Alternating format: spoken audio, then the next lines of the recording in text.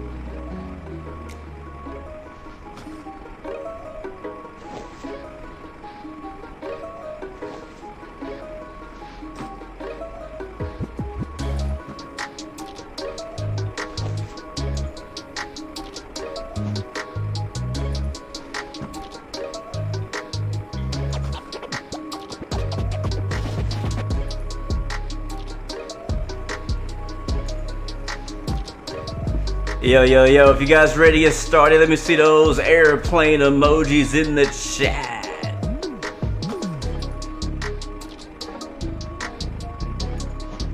Yeah. I see you already.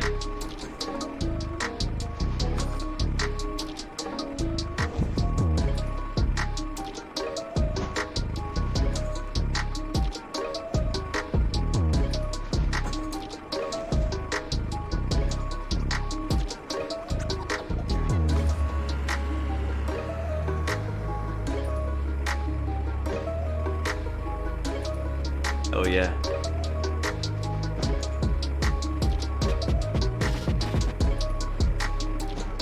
Okay, I see you, Billy. What's up, my friend?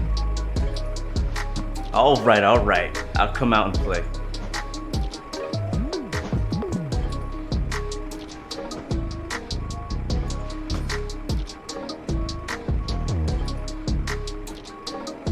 Yeah, there it is. What is going on, beautiful people?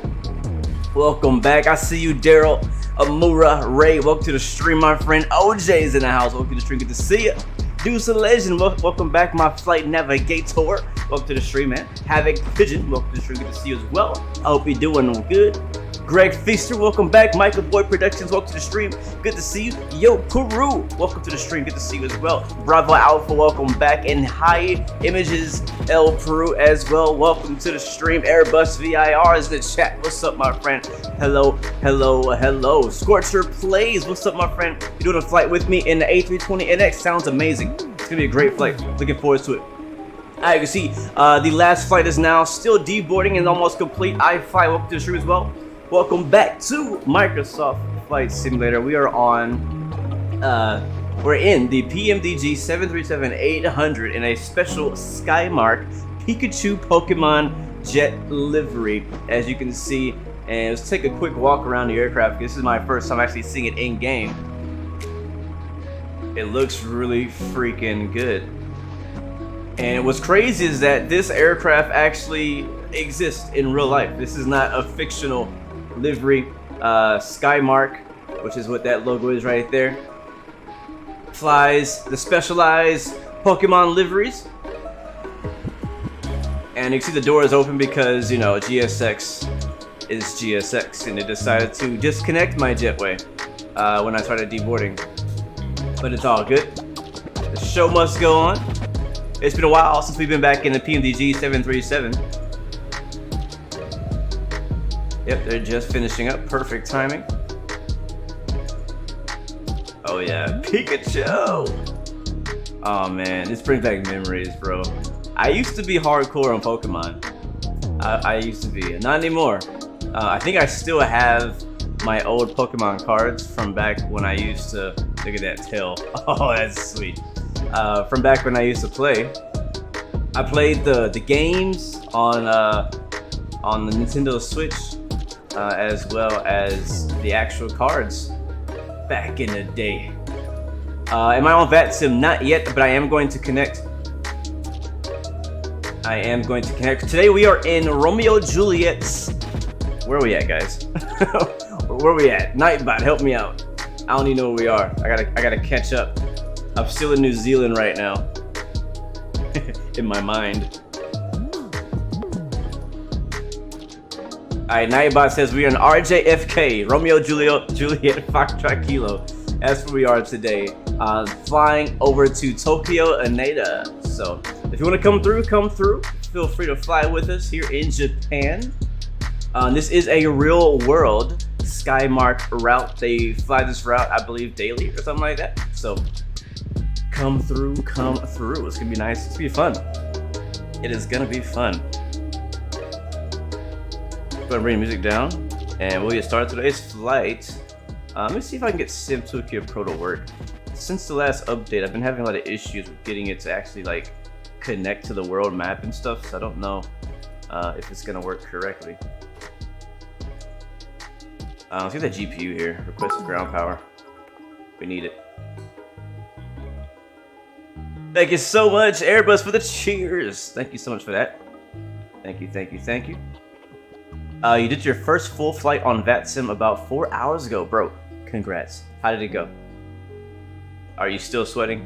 I hope it went well, man. I hope it went well. That's good. That's a big deal, honestly. For when you get into flight simulation, you know, you start off just kind of trying to learn what the heck is going on, but getting to the point of actually flying on multiplayer with ATC, that's a pretty big step in your flight simulation lifetime. You know, so big congrats to you, my friend.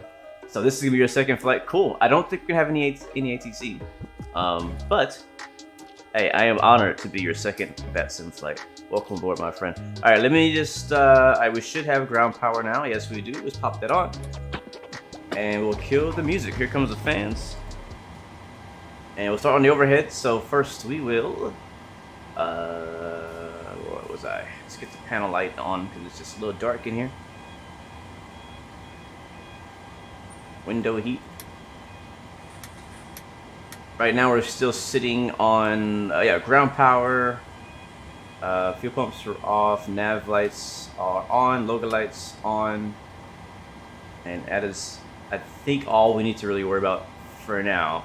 All we need to do now is hop into our FMC. It went good. You were just trying hard not to mess up. Where'd you fly at? Where was your first flight in Vatsim? I'm really interested to know.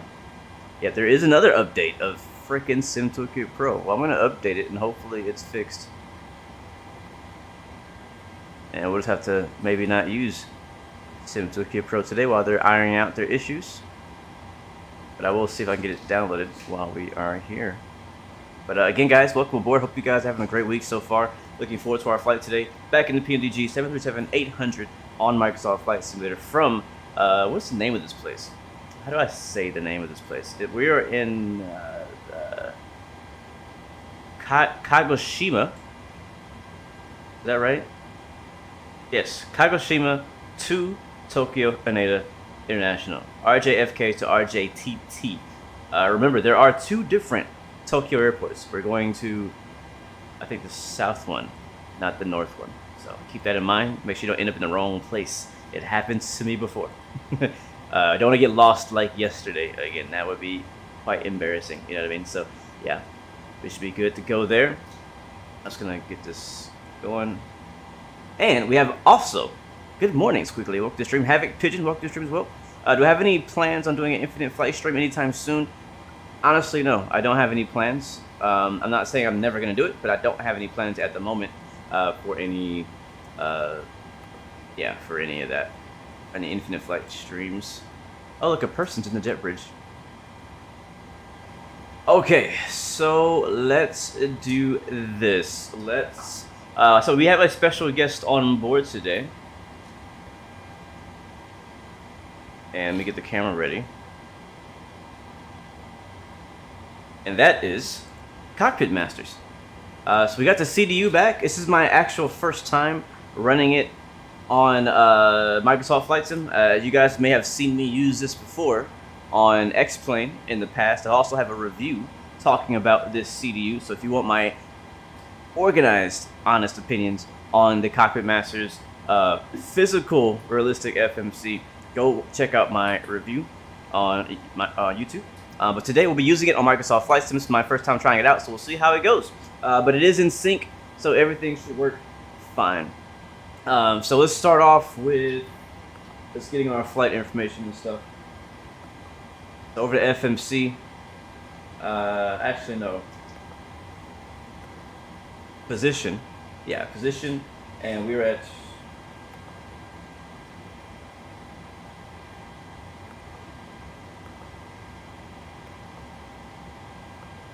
Right, that's it? Is it RJFT? Am I tripping? I keep forgetting where we are. Where we at, Nightbot? RJFK. Yeah.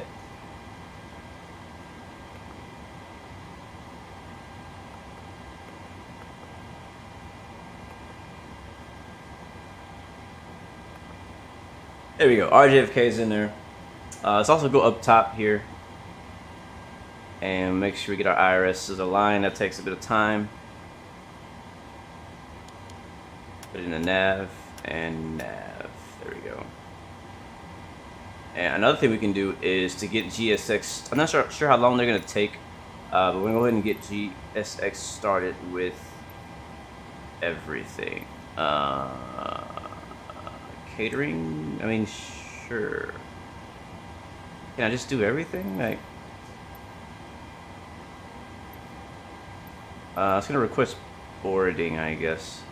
I always forget how they organize it. It's my first time using GSX since forever too, so I don't even know if this stuff works. So we'll just do request boarding and we'll see what happens. Boarding requested. You're flying New York City to Dublin in Aer Lingus A320. Alright, here comes the jet bridge.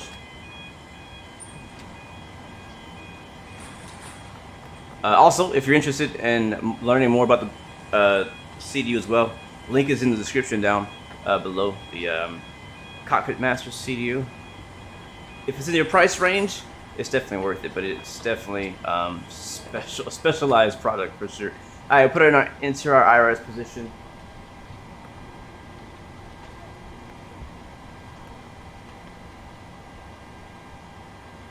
Back. Alright, over the route. It's kind of like weird because I have it in a weird like place for me, so I'm like trying to find all the buttons. So we'll paste that there.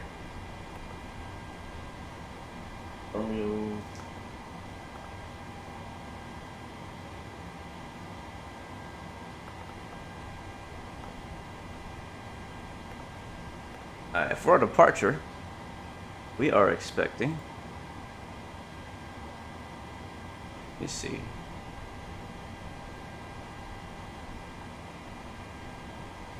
So yes. Oh yeah, I need to connect to Vatsim. Do not let me forget to get on Vatsim. I already forgot, so let me make sure I get on. Let me do it right now. So I'm gonna hop on vPilot. Get my flight plan pre-filed as well. Our call sign will be SKYMARK 116. You're doing NZAA, Auckland, New Zealand to JFK. Man, you guys love these long hauls, but hey, power to you. Like, I have so much respect, honestly, for you guys who do these long hauls. Because it's yeah, it's not easy. And we're gonna 738. Alright, connect. And I think I have to reset my push to talk too, because yesterday we were using the Honeycomb yoke, and today we're using the Thrustmaster TCA yoke. So I have to reset that. Alright, I am now on Vatsim. Cool. Beautiful. Alright, let's finish what we were doing. So, did I pre-file? I think I did. I believe I did. I can't remember. We're using Runaway 3-4 out of here. And our departure is Imida 3. And so you guys can see here, I'll zoom in on the actual thing. You can see how it is in sync. And then route. I'll go to next page. Our next waypoint is going to be a airway, the Mike 750.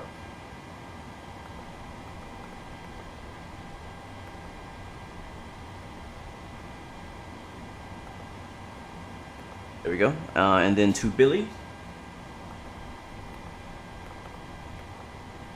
And then another airway, Yankee 21. And then from there, we'll go to Axel, and that's going to be our transition to our arrival.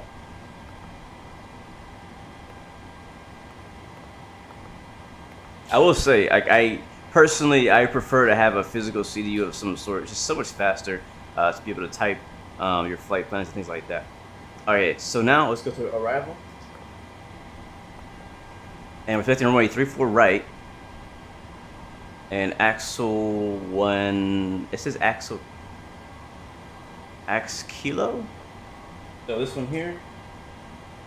And then ILS 34 right.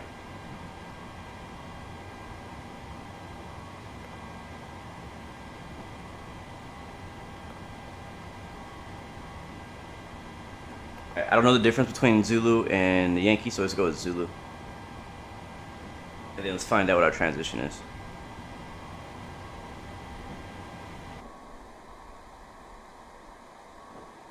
I love this livery so much. It's so cool. We got freaking Pikachu on the winglet. Let's go.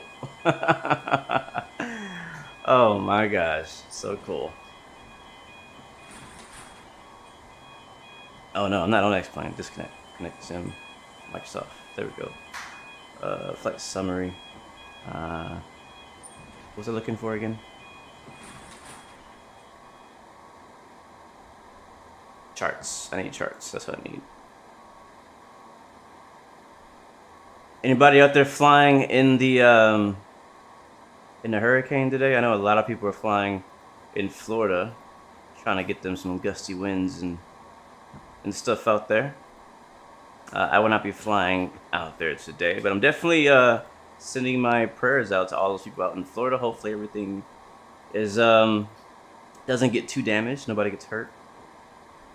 And also for the emergency services who will be responding to it as well. I know that they are going to be risking their lives trying to save other people's lives, so just want to say thank you for all those who serve in emergency services or military or anything like that.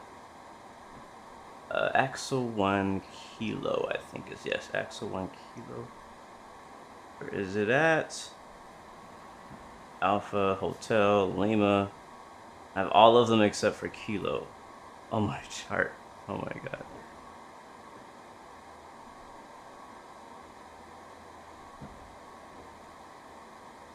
Where the heck is it?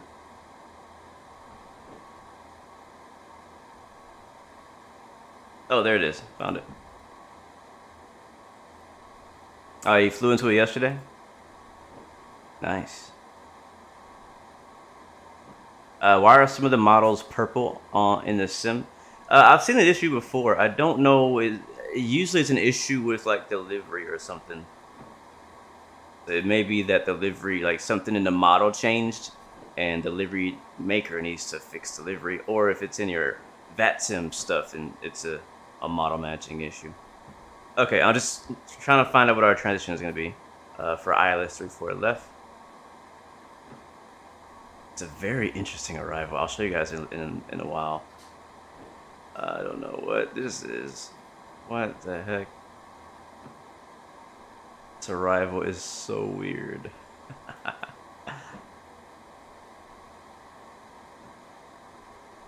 Charlie. 1 Alpha. Here's 1 Kilo. Okay. So Kaiho. And then our approach is, so that means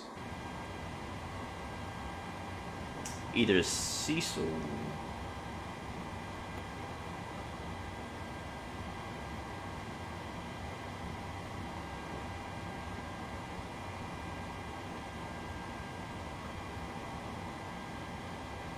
oh, let's switch to Yankee.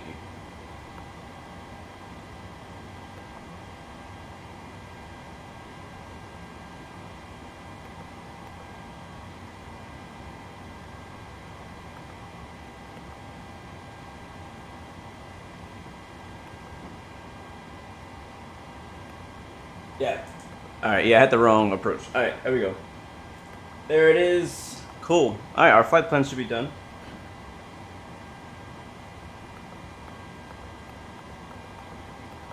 No discontinuities. Gonna activate it. Execute it. You probably can't see it in the camera. When I hit activate, the light actually came on for the execute key, which is pretty cool.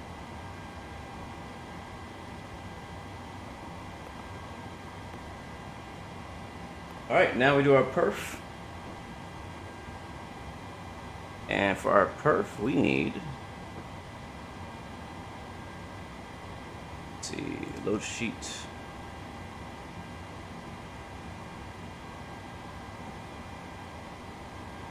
Scorchers, you're in the Qantas 320 to my right. It seems like another plane is inside you. Yeah, I also have AIG model matching turned on as well, or I should say AIG AI traffic turned on to give the airport a bit more life.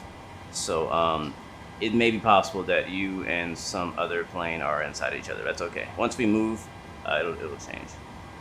I'm not worried about it, but I do see somebody next to me. What is our... We're cruising today at 33,000 feet.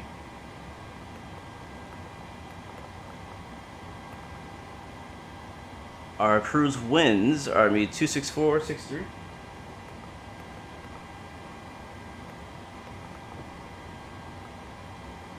Our reserve is one... Is this in kilograms? Let me make sure this is in kilograms before we go any farther. How do I get there? Is it menu?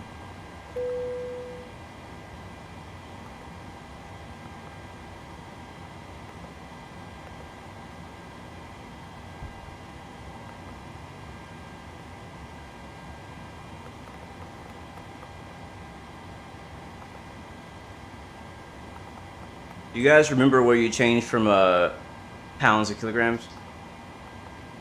I always forget. If I go with 330 is what SimBrief gave me. It's not in here.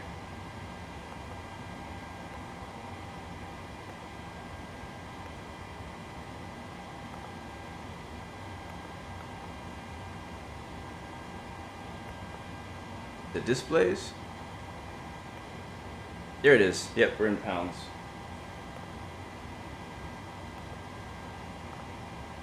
Don't want to make that mistake again.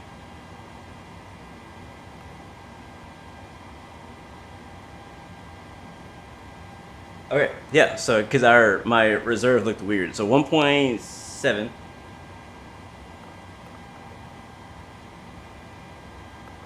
Our cost index is 48. And now we just wait for boarding. I'm not sure if they're done. Are they done? Because it's gone. I also don't know if they actually gave us fuel. Yeah, I'm really kind of off when it comes to this GSX stuff now because I'm not sure what they do and what they don't do anymore. So yes, it says boarding complete. I'm not gonna go through the refueling process. It usually takes too long. So, can I get the jetway back though? Because that's just awkward. And then we'll go into our FMC. I wonder if I can change this while I'm outside.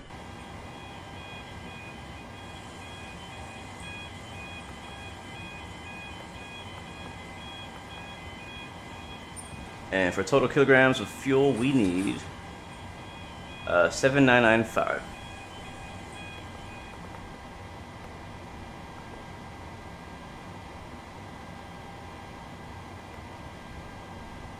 For payload,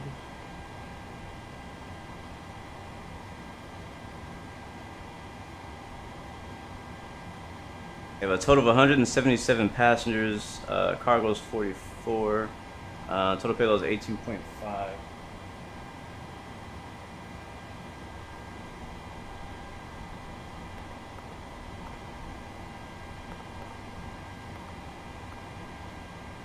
And cargo is 4.4 with 2.2.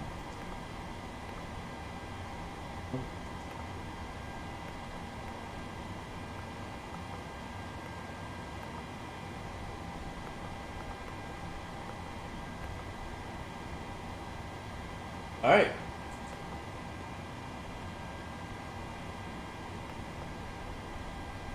All right, cool. We should be ready to push now.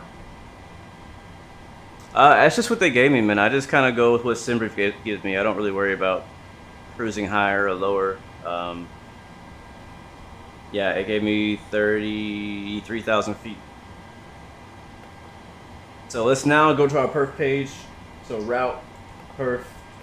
I thought I could just put that in. Oh, perf init requests. Now we'll see what we get. Am I able to make a how-to video on the flight recorder for Microsoft Flight Simulator? Having issues getting it to work, and what I see on YouTube, there's no help. Yeah, that's actually a good idea. Game review. Thank you for the subscription. Welcome to the Blue Arrow Royal family. It is good to see ya. Yeah, that's a good idea, Micah. See what I can put together. I'm not sure I can do that this week. Maybe next week though. Nice side gaming. Welcome to the stream. Watching EarthCam. That sounds interesting. I'm down to check that out.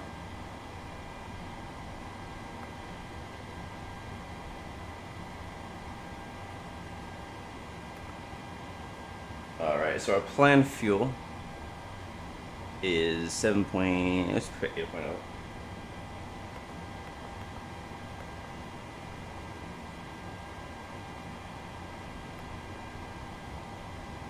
Yeah, it actually gives me 37, but we're gonna do 330. Reserves 2.9. That's not correct. Cost index is not correct either. I don't know where it gets its information from when I request it.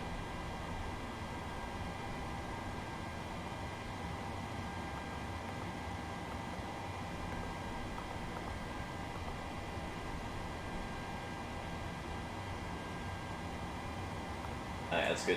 Alright, outside air temperature 18 degrees Celsius, no derate. Takeoff flaps 5. CG 2.4 for a trim of 4.92. Our brake's not on. Why are my brakes not on?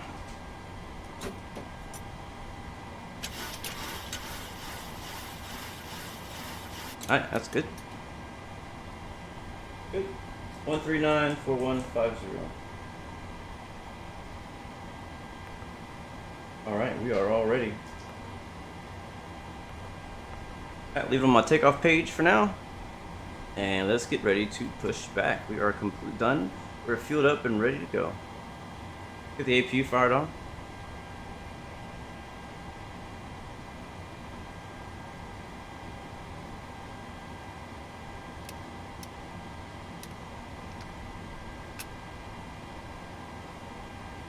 Yeah, Burner, I believe this is the first physical FMC that worked with Microsoft Flight Sim. It came out, you know, for X-Plane. I think it works for P3D. I'm not sure. I've never tried it on there. It came out for X-Plane, but they advertised that it was going to work for Microsoft Flight Sim. So that was one of my biggest first questions, like, hey, does this work for Microsoft Flight Sim now? And it does. Alright, we're gonna set our altitude to 33 while the APU is starting up.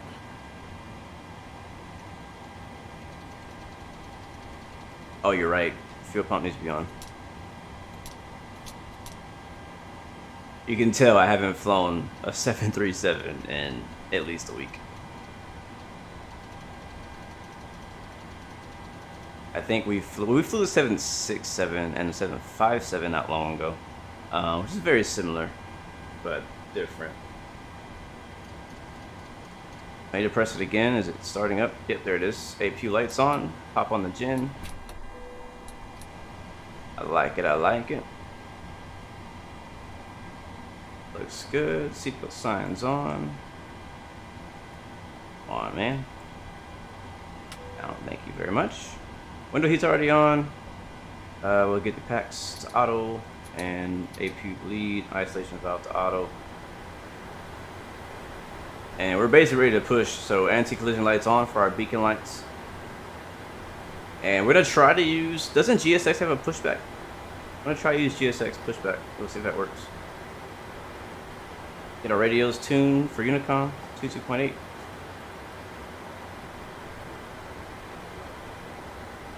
Not sure if anybody else uses the Logitech radio panel on Microsoft Flight Sim, but I want to ask, is anyone else having issues getting it to work with Sim Update 10? Because since Sim Update 10 has come out, I have not been able to get my radio panel to work.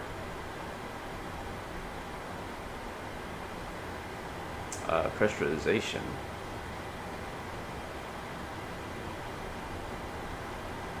Let me see, what is the landing altitude over there? Hiroshima traffic, Qantas 100, pushing back nose to right. Alright, Qantas is pushing back, sweet. I think it's probably sea level. It is 55. And we'll set this to 33,000. Alright, there we go. Alright, we are ready to push. No longer need the ground power. So enter FMC. We'll change that. So menu.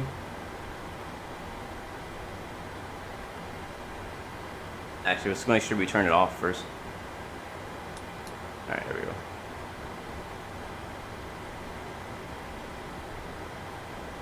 We're going to release that. We're also going to ask GSX to remove the jet bridge.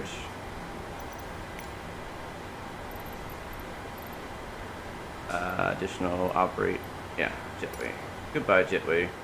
It's actually pretty nice. This airport is done very nice. I think it's by Fly High. It's a payware airport on Sim Market for RJFK. That's pretty cool. That guy, the jetway operator. That's so sweet. Have people walking through the terminals and stuff. That's pretty cool. Alright, we're ready to push. So let's see if we can get GSX to push back.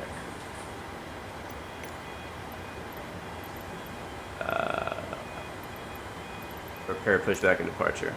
Now I haven't used GSX in a while. I haven't made anything custom. We're just gonna let it do its thing. Not customizing nothing today. We got Peach Airlines on our right. Pretty cool. What's on our left side? Anything?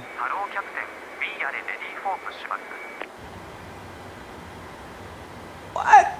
Is speaking Japanese? The pushback guy speaks Japanese. I don't know what he said though. What did he say? Is he what?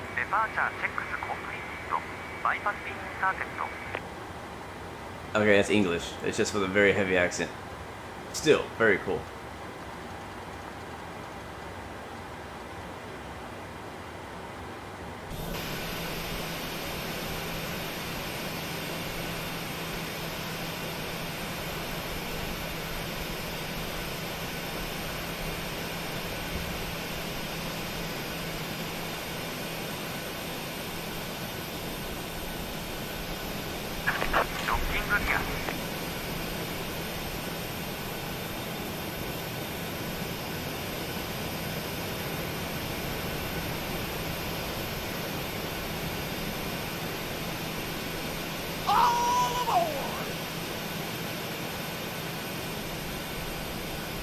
Oh, cool. Thank you so much, Arvin, for the sub. Welcome to Blu-ray family. Good to see you. All right, we're gonna go. I actually don't know where we're going. What runway did we say we were using today? Runway 34. Is that right? Yeah, 34. So we need to go nose to the left. Which would be tail right. So nose left, tail right.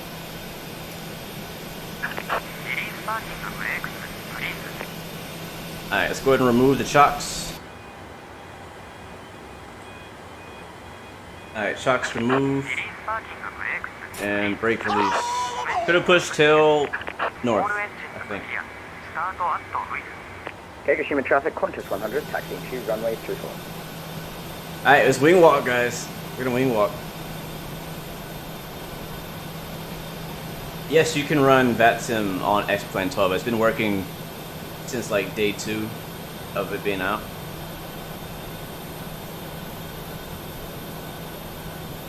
So we have a wing walker on the right side, and we are the wing walker on the left side. Making sure nothing's in the way, make sure it's clear. Yep, it's all clear.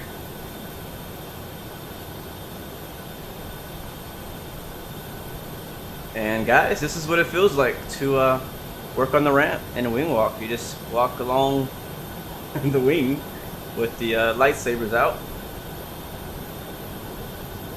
A very cool livery, agreed.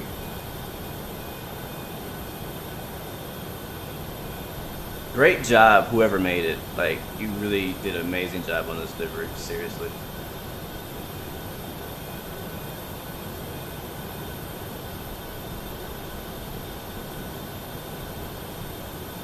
Yeah, the Pikachu on the winglet with the little, it's definitely a nice touch. Only in Japan. You know something really interesting is I was looking up this airline in real life. I think I'm in the right place. I hope so. And some of the kiosks. I'm not sure if it's like this at every airport, but some of the kiosks in the airport are actual like Pikachu kiosks, like fully yellow with Pokemon themed design for you to check in. Alright, let's go back inside, set our brakes. That was really cool. Cockpit to ground. We have a good engine start. You can disconnect. Alright, so now as the right wing walker, we're going to walk around over here and a clear view of the captain. And let's let them know. We'll hold up. Different airlines do it differently. My airline holds the X up with our batons. Some people do it like this. Just to signal them, hey, you know, hold the brakes. Don't move, you're not clear.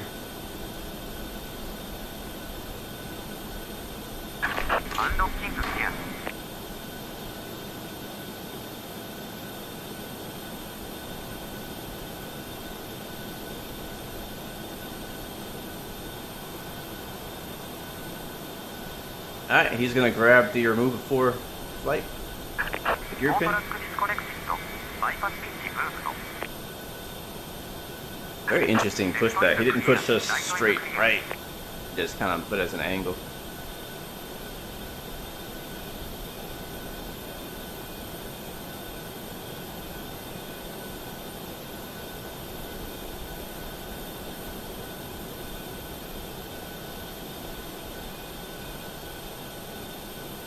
No way! It's a different character. Y'all ever notice that? That's a screenshot right there if I haven't seen one. That's a freaking screenshot if I ever seen one.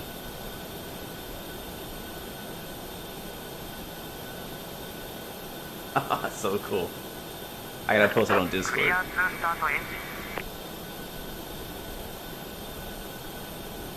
I gotta post that on Discord. Hold on. Thank you. We'll see ya. Exit stage left. I love it. I love it. I love it. I love it. I love it. I love it. Let me post this in screenshots. Hopefully I took it. Did it take? Ah, it did. Nice. Alright. Alright, now we need to actually start the engines. So let's go up top. Packs off. Fuel pumps are on. And where's the ground thing? There it is. Starting 2. Into is moving.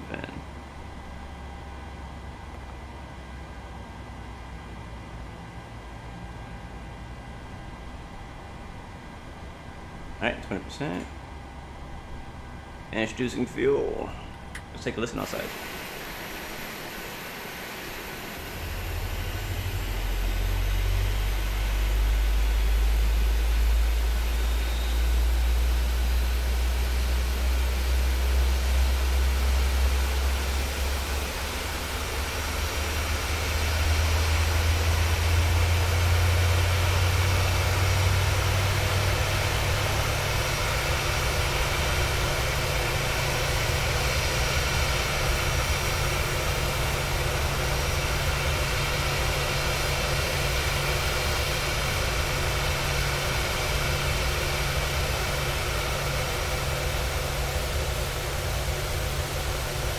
And now let's start engine 1.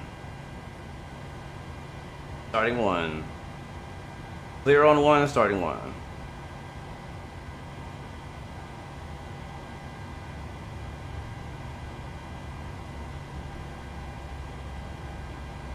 Have I tried the DX12 with the Nvidia drivers? Take No, I human haven't. traffic, Qantas 100 at runway 34, departing via mid-eye. Alright, and fuel. From the inside this time.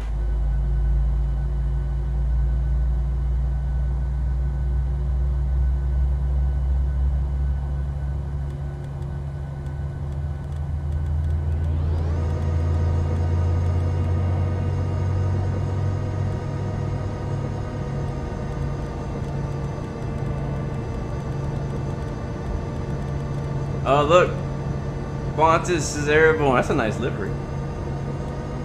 Thanks for flying with us, my friend. Alright, I know we're taking forever. Oh no, I like appreciating every little thing, every little detail. The pushback by itself, the engine start. I mean, I just can't help it. I really can't help it. Alright, so let's get our that set to our RTO. Gens popped on the other way. There we go. Gen 2 and Gen 1. Yacht Apper's gonna come on. Probe heat on, hydraulic pumps on. Packs back on. APU bleed off and APU off.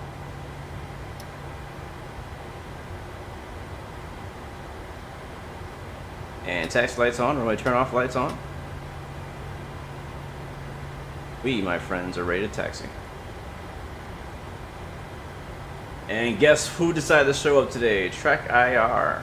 Alright, brakes release.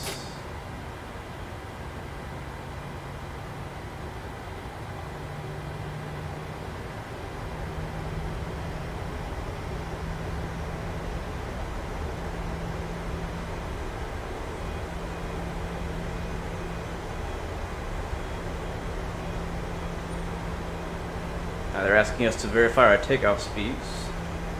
Oh, and just as I gave Track IR props, it just stopped working. Oh. Oh man, why they gotta do me like that? Why they gotta do me like that?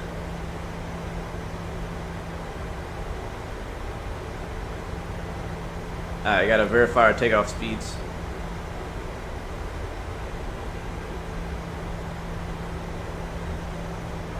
One 139-141-150.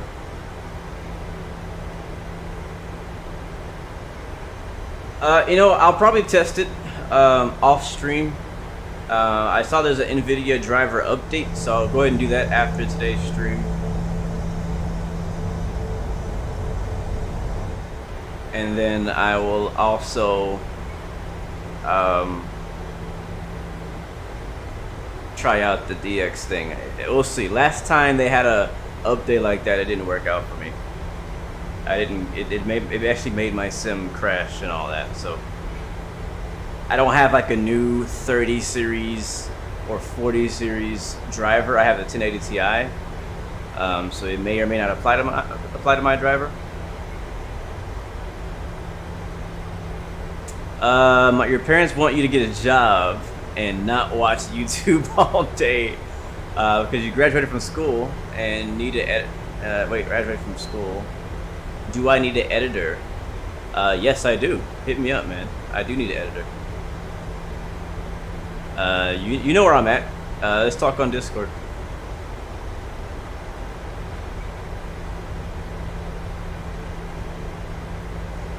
Alright, let's give us a quick drive-by before we get there. Uh-oh.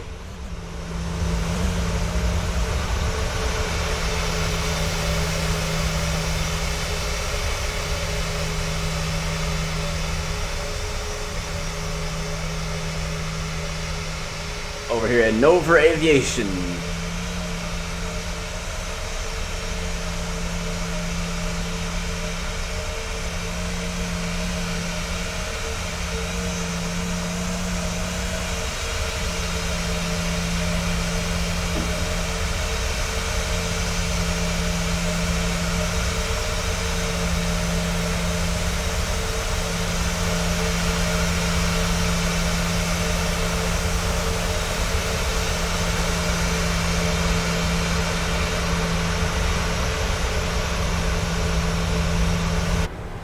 Oh, I knew we were gonna be all over the place. It's okay. It was worth it. It was worth it. Hey, it's okay. The drive-by made it worth it not being on the sale line. 100%. So one more thing I'm using today that sadly I don't have. I need to go back and reorganize my setup so you guys can see things a bit better. But I do want to at least show them some recognition. As you can see, today's stream is sponsored by Cockpit Master. So big shout out to them and thank you for providing and allowing me to showcase their their 737 CDU here on Microsoft Flight Sim. But also, we're using some special gear on our Honeycomb throttle right here. So I have from Pro Desk Sim. These are modified steep brake flaps and throttle levers. I showed them off in our last I think 737 stream. The flaps actually pick up.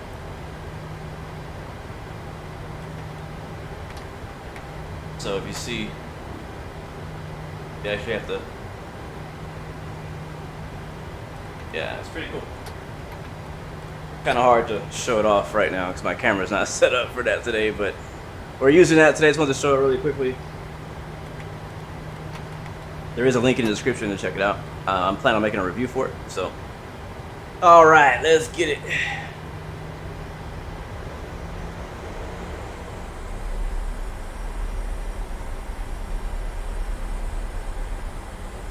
Hey, auto throttle armed. I don't know what's up with freaking Track IR lately. Like, I don't know. Maybe this is update. I don't know, man. It's definitely been annoying. Not working. Like the call. Where are we? What's the name of this place? Hogashima? Yeah. Hogashima traffic. SKYMARK 116. Taking off from runway 34. Departs to the north. Hogashima traffic. Lights on. Bro.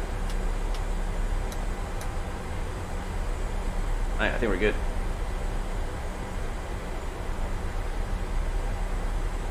Yeah, I'll give the DX12 thing a try and we'll see. But we'll see.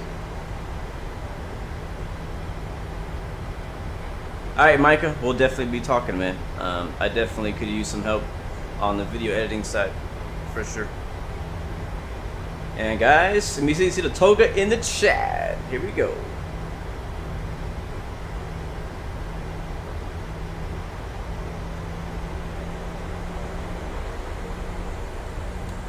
And toga.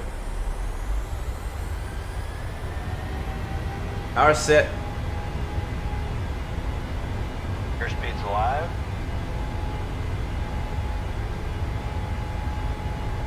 Getting knots.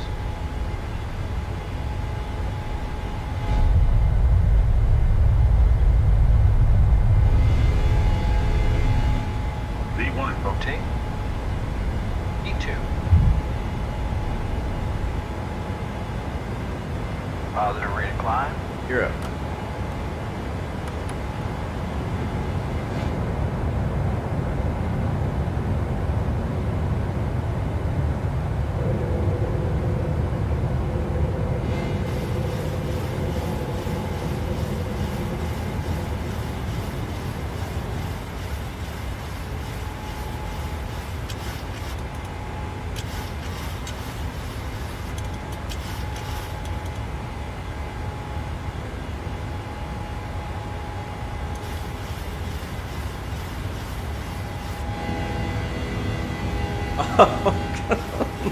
Microsoft, you're killing me right now. Oh my god, have you seen that freaking view?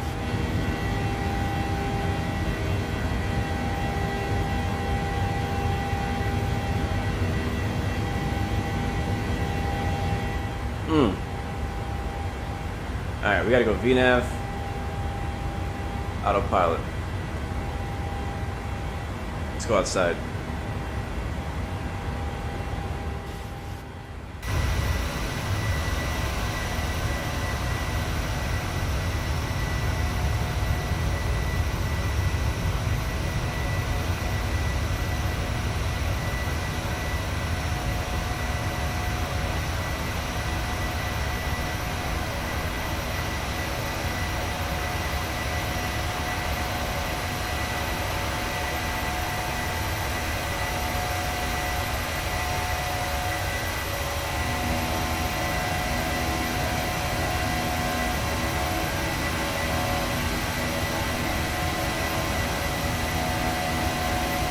Alright, flaps up.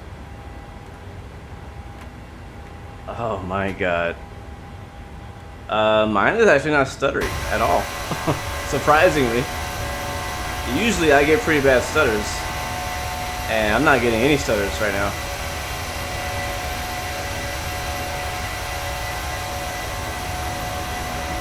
Alright, goodbye Kogoshima International. A great airport.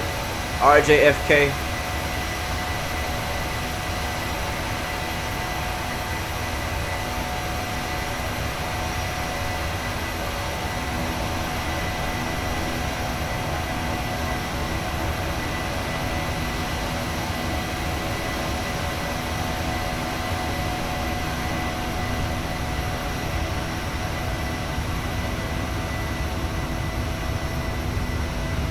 Definitely need to appreciate this scenery right now because a lot of our flight is actually going to be over water.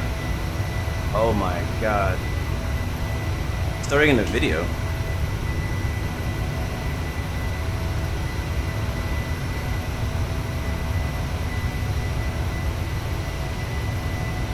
I'm not sure why you're getting stuttering. I haven't dropped any frames.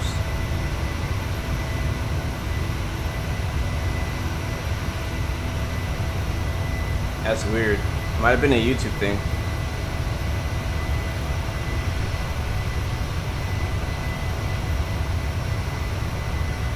Yeah, let me know if you still see it. I did nothing. I didn't do anything. I didn't touch anything.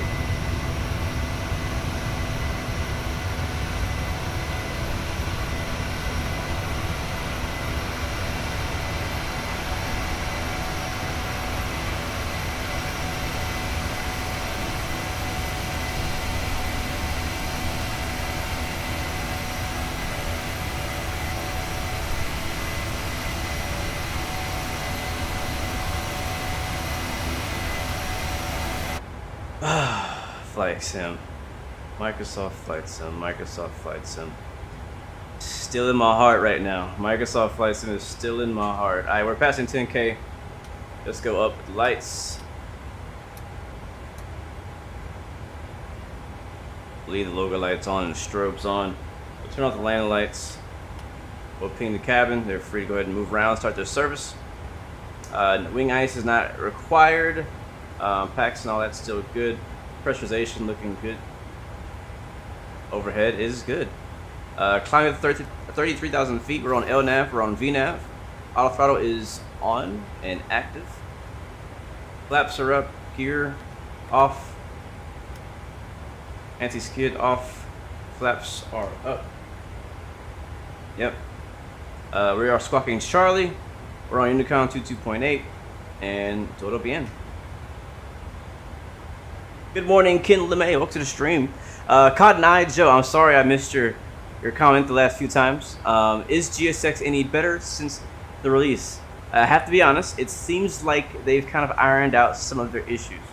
This is my first flight with GSX since it released, and it was a much smoother experience.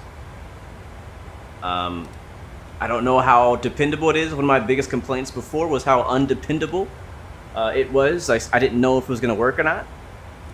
But today everything worked pretty good, except for the jetway, but that might have been my fault.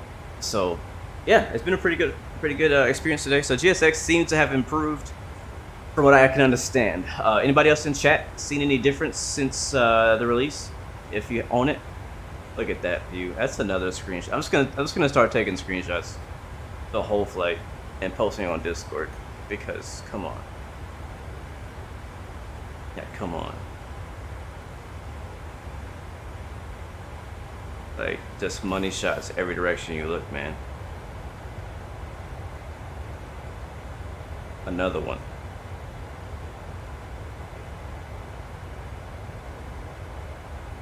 At the left side. I can dig that too. Look at that wing flex. Bouncing around a little bit. Pikachu giving us the wink.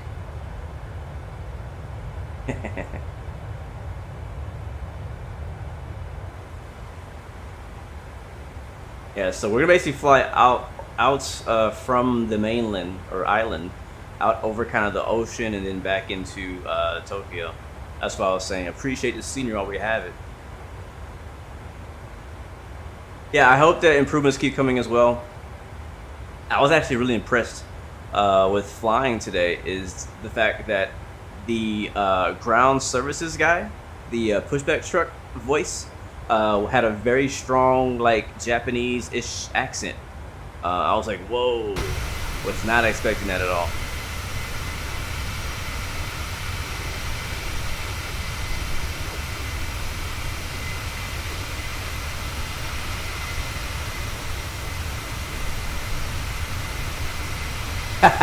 Matt, bro, thank you so much. That's crazy, man.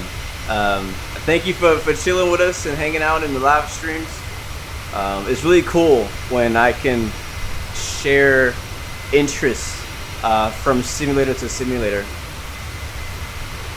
But thank you guys seriously for giving, you know, other things a shot. You know, like, you may not have ever known you would ever be interested into trains until you saw what was available. So it means a lot, man. Hopefully you're enjoying it. And you said, quote, but recently you've been getting into train sim like a crazy person. That's pretty funny.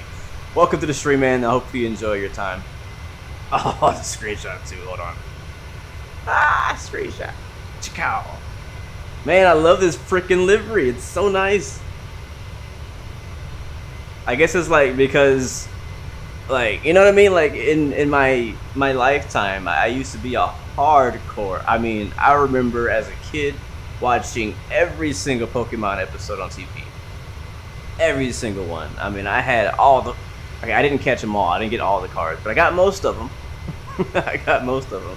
Matter of fact, at one point, I could recite the first 150 Pokemon just off the top of my head. That's how dedicated I was.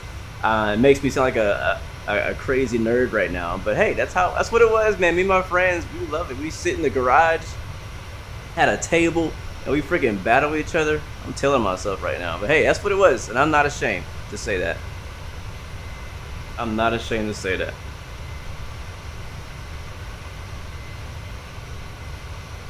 So this livery brings back a lot of memories. Now I don't really keep up with what's going on in Pokemon. I don't really watch it or use the cards. You know what though? Actually, this reminds me. Just last week, I was working on the ramp at the airport, and I was unloading bags from an A320. And first, I don't know where it came from, but right on the floor of the cargo bay in bin 1 was a Pokemon card, like a legit Pokemon card. It was just laying there. I don't know if it fell out of somebody's bag or if the last city that the plane came from, left it in there. Who knows? I don't know where it came from, but either way, it kind of was like, oh, this is kind of cool. So I didn't take it out. I didn't keep it. What I did was I basically picked up the Pokemon cart and I put it. So inside the cargo bay of 320, there's lights in there. And I basically kind of like bent it a little bit and like slid it inside the light so that whoever comes in the plane next will see it as well. And then they can decide whether to leave it on that plane, let it become a tradition for that particular airframe, or keep it and, I don't know, do something else with it. So I left it in there. I can't remember where that flight was going though. Matt Warren says you have a massive collection in your closet from your childhood. You remember when you got your first Charizard, you lost your mind.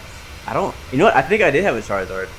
I know I had a Charmander. Charmander was my favorite Pokemon of all time. Favorite, absolute favorite. But yeah, I still, I don't know if it's in my storage right now or if it's at my parents' house.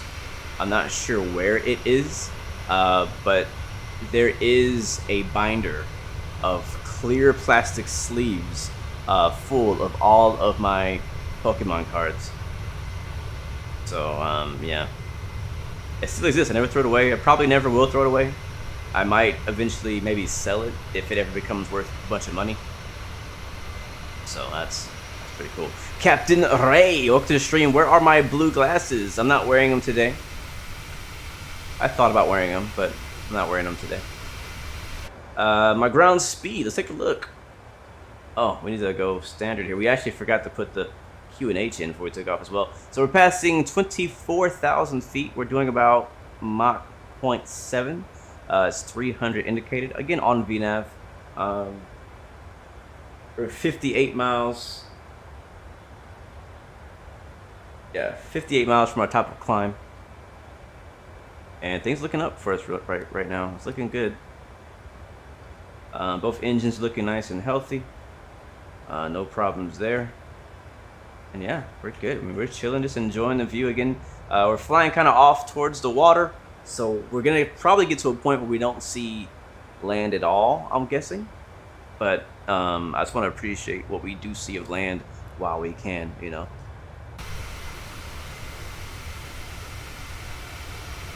The flight is only...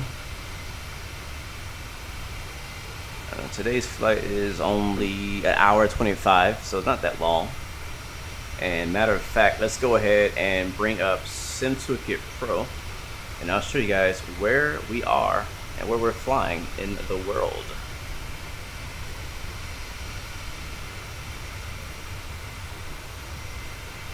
Where's it at? There it is. All right, this is SimToolkit Pro, version 1.05, I think. And this is our flight. So we took off over here, the southern area of Japan, a place called Kagoshima.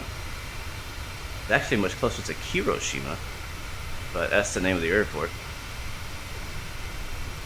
Over here, not far from Nagasaki, Fukuoka, on that same island. And we are headed, it's actually a few rain showers actually in the area too, pretty nice. So again, we're gonna kind of, right now we're over here somewhere, I think. Got a live map.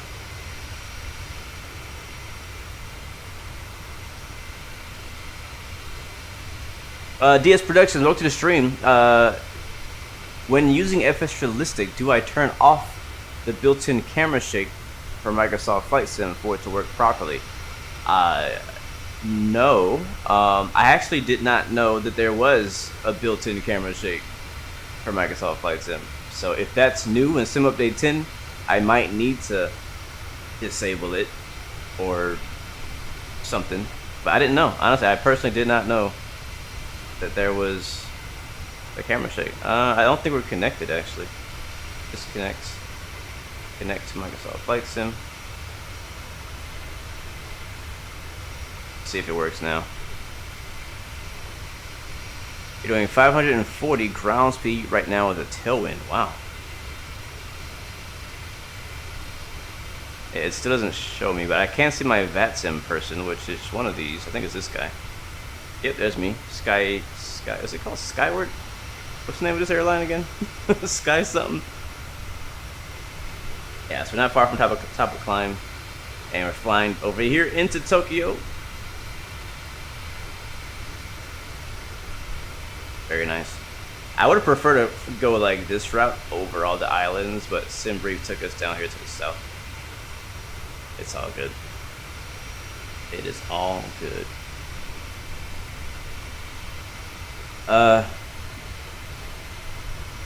But yeah, I didn't know that they had a. Oh, you're talking about the wobbling of the camera on the exterior view. That's not the camera wobbling. That's the plane itself, right? Maybe I'm confused what you guys are talking about.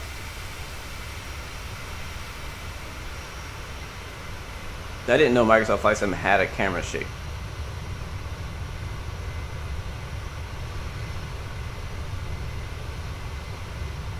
I do believe I might have customized my FS realistic. I think I turned it down a bit. Okay, now I do see some stuttering. All right, we should be good now. But I think I turned down the camera shake. The camera shake by default is a bit too aggressive.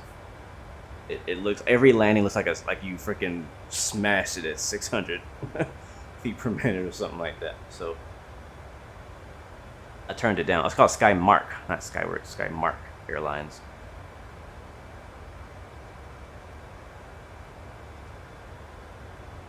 That's hilarious.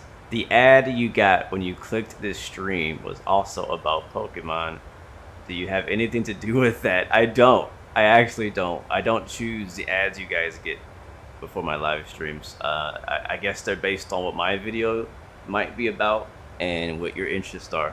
And I guess because Pokemon is in the title of my video, it assumed that you like Pokemon. So you might get a few more Pokemon ads in the next few days because of me. I'm sorry. You don't have to click on them.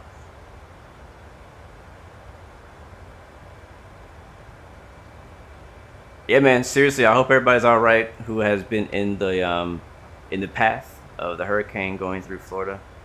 Hopefully, it's not too bad, and hopefully, again, everybody's safe. And the worst part, honestly, because I've been through a few hurricanes in Texas. We get them. I don't think we get them as often as Florida. I think they get it a little bit more than we do. But we at some point we're getting them quite often. But anyways, yeah. So I've been through a few, and the worst part is not always really the actual hurricane itself, but the aftermath of it. Not having electricity or power or water. Yeah, it's, you know, and also the rebuilding and the cleaning process, dealing with the insurance companies if you do have damage, whether it be water damage, flooding, or anything. So definitely hope everything goes all right for everybody out there.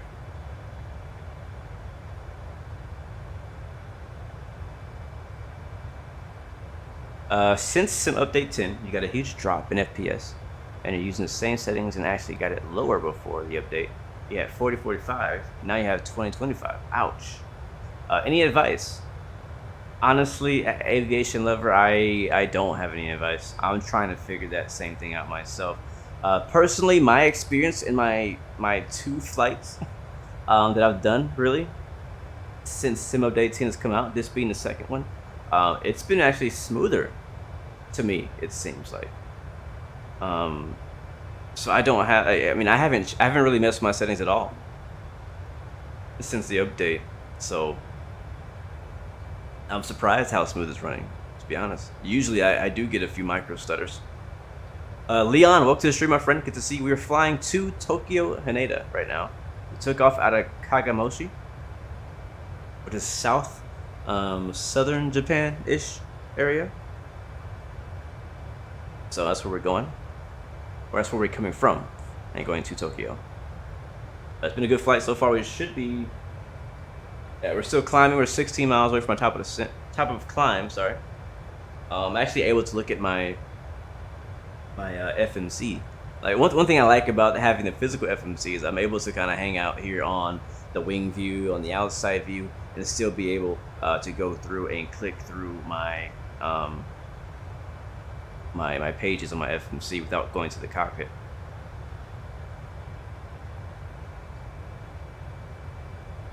Is that Mexico? No.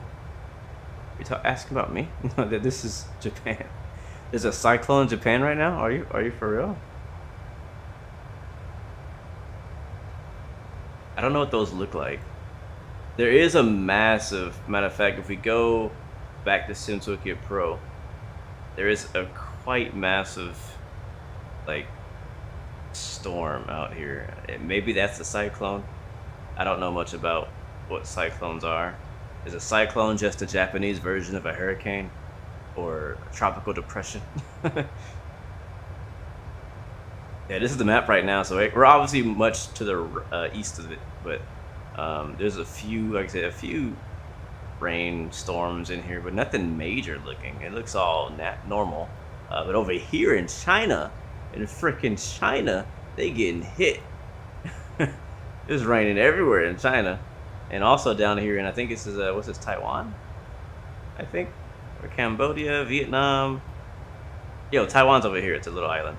But all this area is getting hit pretty hard right now. Yeah. Got some ATC over here. Yeah, lots of rain happening over here right now. If we scroll over to Florida, look at that. And obviously there's a ton of people out here trying to fly in it. One guy's right in the middle. I am curious though of what the storm looks like in Microsoft Flight Sim. What direction is it going? I guess it's going this way.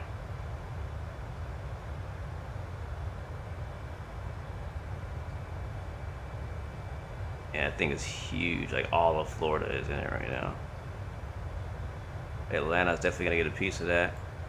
New Orleans is gonna get a piece of that. Eventually, I might get a piece of it in Texas. Of the after the few storms that usually come off of the hurricanes.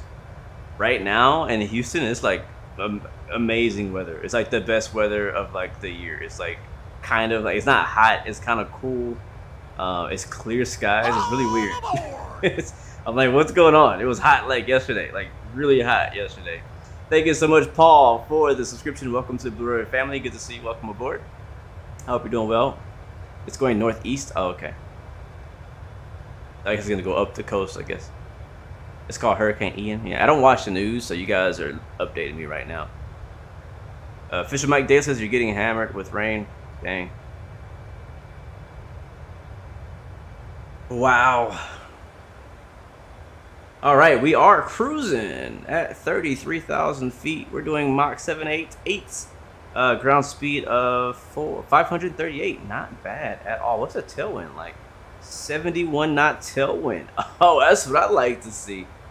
Oh yeah, let's turn those seatbelt signs off. We are on the move. I like that. I like that. Am I gonna go fly through the storm after this leg? I am not. But I might go check it out. I don't know. I might consider making a video, but we'll see.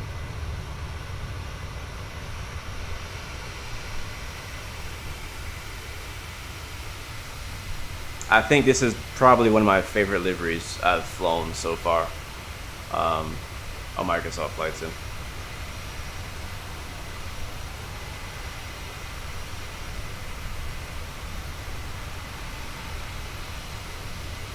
Patrick, interesting, says if you're getting huge FPS loss, especially near the ground or when looking at the ground, there are 2 folders that can be deleted and will be regenerated on next startup. Can you elaborate on that, Patrick?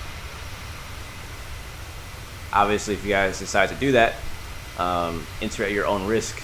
I can't approve. I've never tried it, so I don't know if that works. So back up those files if you need to. Man, I wish iRacing did do weather. That's the one thing iRacing is missing is freaking weather, like rain.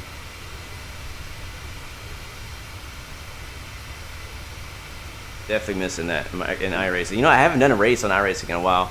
I've been wanting to. I might avoid this week at Talladega unless I do some GT racing.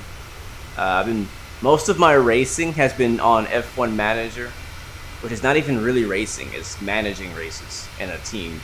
but still, it's kind of been like taking up a lot of time when it comes to racing and gaming.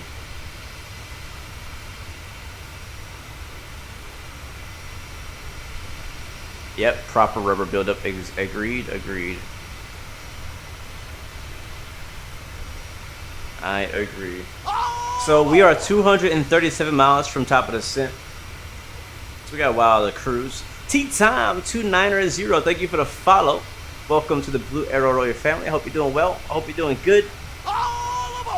Boozy Sheep, thank you for the follow as well. Welcome aboard. Thank you so much on Twitch. Thank you, man. Thank you. All right, in just a few seconds, Rex will enter the chat. Oh, I was right on it.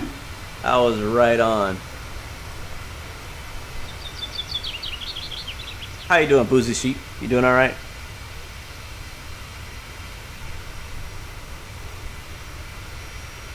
But yeah, if you guys have any issues, try out the thing that Patrick is mentioning in the chat right now to help your FPS. Give it a try. He says it worked fine for him or his friend, so if it works for you, let us know. Patrick, if you want to also drop that in the Discord, that would actually be super helpful for anybody who's having issues there. So actually, I would honestly recommend also, if you can, pasting that over to the Flight Simulators chat channel on Discord. So if anybody's having issues with FPS on Microsoft Flight Sim, it'll help them out.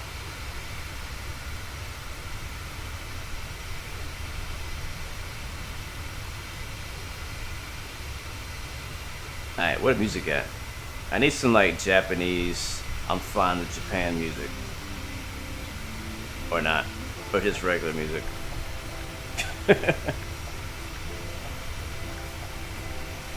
Is the 737-800 worth the price? Here's my question. Do you own the 700 already, or are you thinking of buying the 737-800 by itself?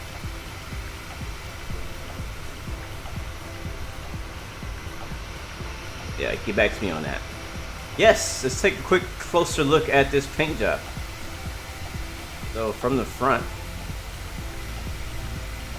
you can see it has Pokemon logo. A big Pikachu right here. Thank you so much, Gwen Margaret, for the follow. Welcome aboard. Welcome to the Blue Arrow family. It's good to have you with us today. Love this livery. I think that's a balloon. Yeah, I think those are balloons. Yeah, those definitely balloons. I don't know what. Oh, it's another Pokemon. I don't know what that one's called though. Also on the engine cowlings, you see it has little Pokemon Pokeball. And on the inside, it has another little guy there.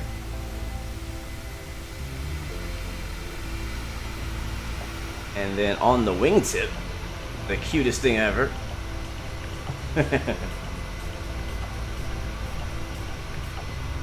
And then on the top of the wing, we have the...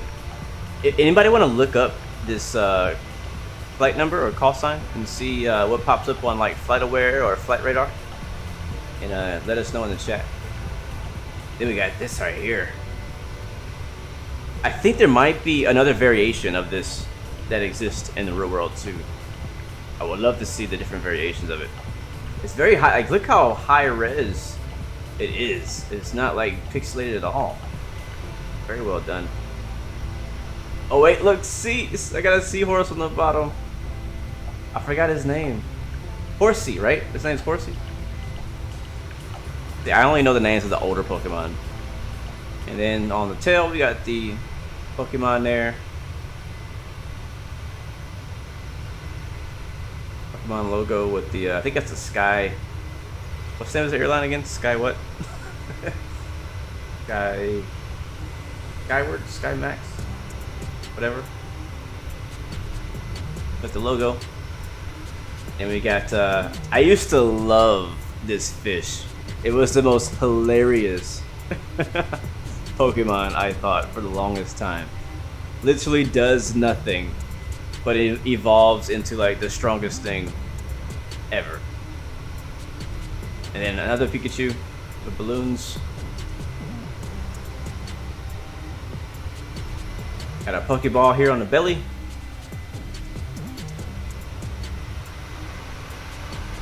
I'll tell you this much, if anybody's gonna catch them all, it's gonna be this plane. Wing number again is right here, Juliet Alpha 73NG. I'm not sure if it's real, but I just want to know if it is.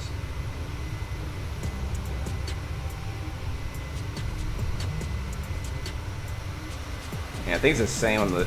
Oh, actually, it's a different one. Yeah, there he is.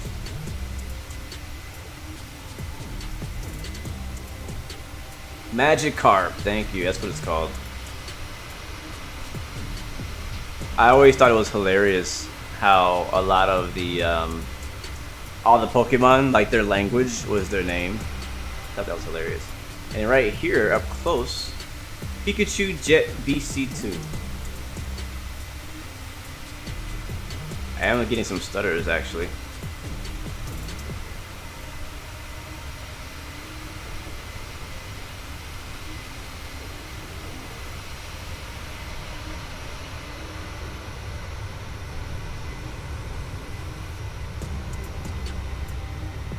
Amazing.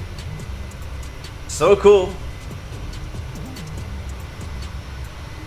What is Cockpit Master? Cockpit Master is sponsoring today's stream.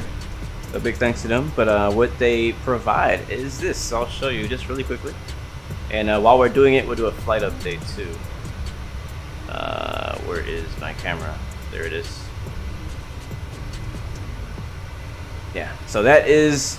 This is not a picture. This is real. This is a realistic 737 CDU, aka FMS.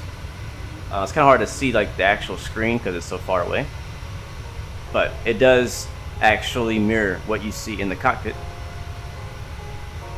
So if I go to the cockpit,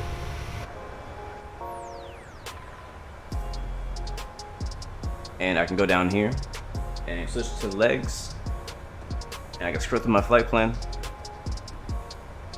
Just like I do. So everything that's you see on the big screen is down here as well. So cruise page. So we are 169 nautical miles from our top of descent. Our actual winds we're getting right now are 264 to 76. And our fuel is going to be 3.9 estimated at Aneda. So it's pretty cool. I really enjoy using it.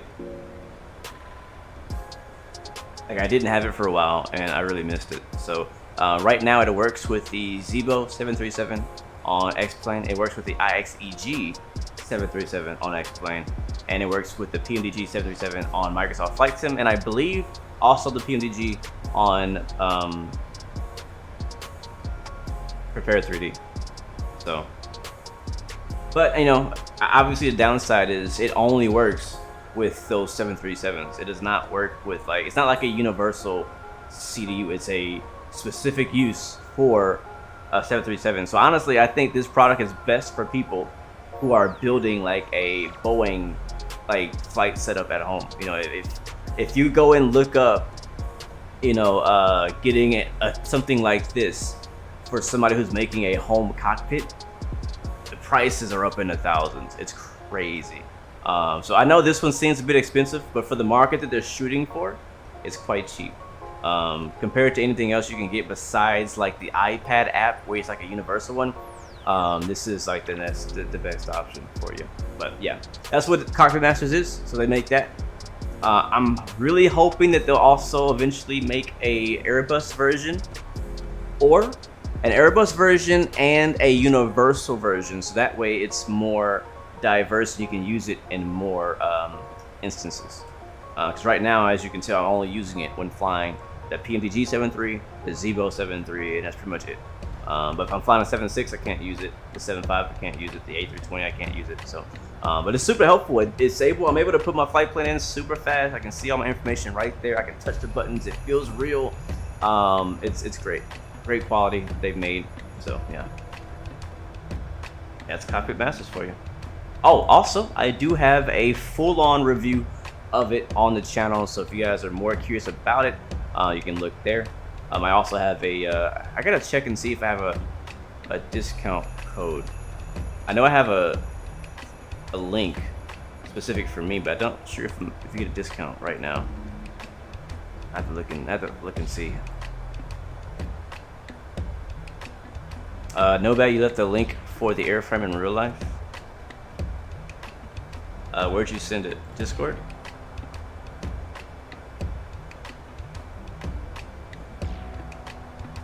Or did you put it on Twitch? Can you send links on Twitch?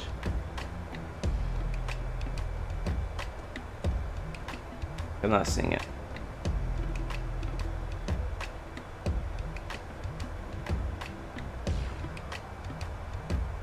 Alright, bro, Bravo Alpha, thanks for sticking around as long as you could. We'll catch you next time. Thanks for coming out. I appreciate it.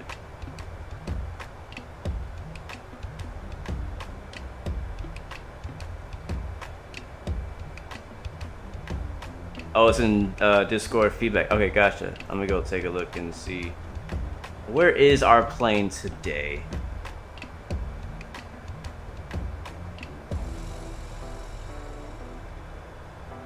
Oh yeah, it looks just like it too.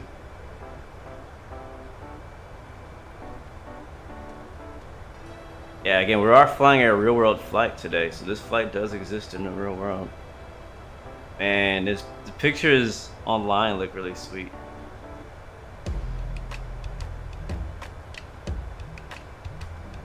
That's cool. Can I show this on my stream?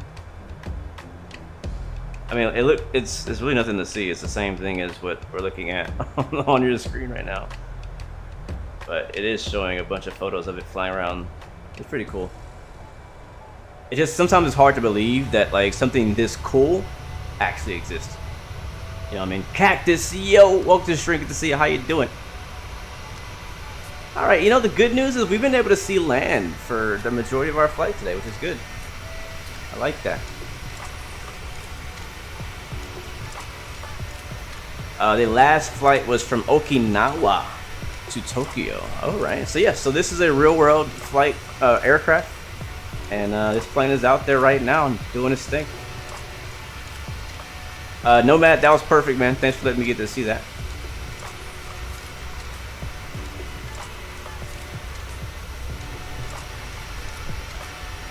But yeah, I saw this. If you want to get this livery, you can pick it up on flightsim.to.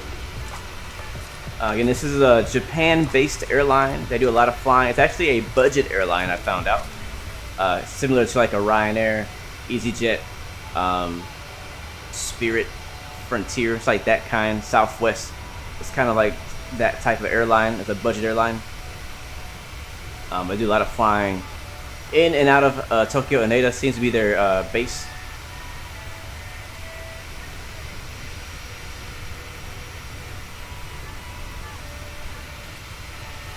Scorcher Plays. You're thinking about doing Microsoft Flight Sim videos and streams.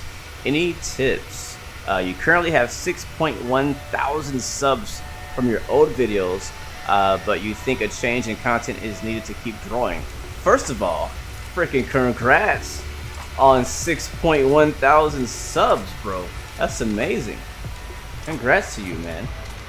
I do want to ask, first off, where did you get that 6,000 subscribers from? What area? Was it gaming still? Was it something completely different?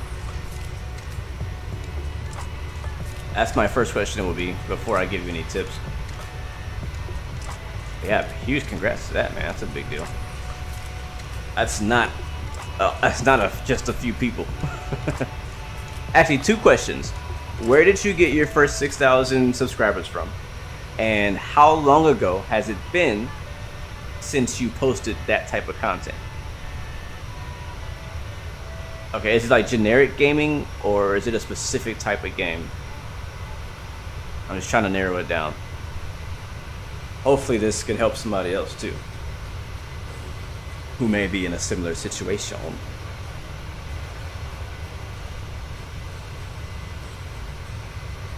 How far are we from our top of the descent? 99 miles.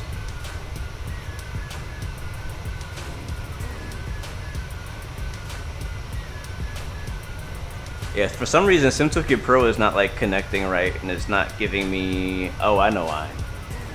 It's not giving me my ETE. I might be able to fix that.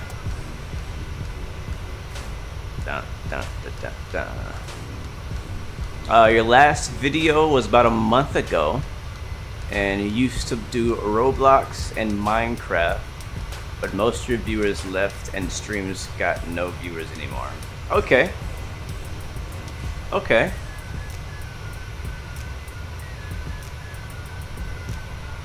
Alright. I'm just thinking. Again, congrats, 6,000 subscribers from Roblox and Minecraft. A month ago is not that long ago.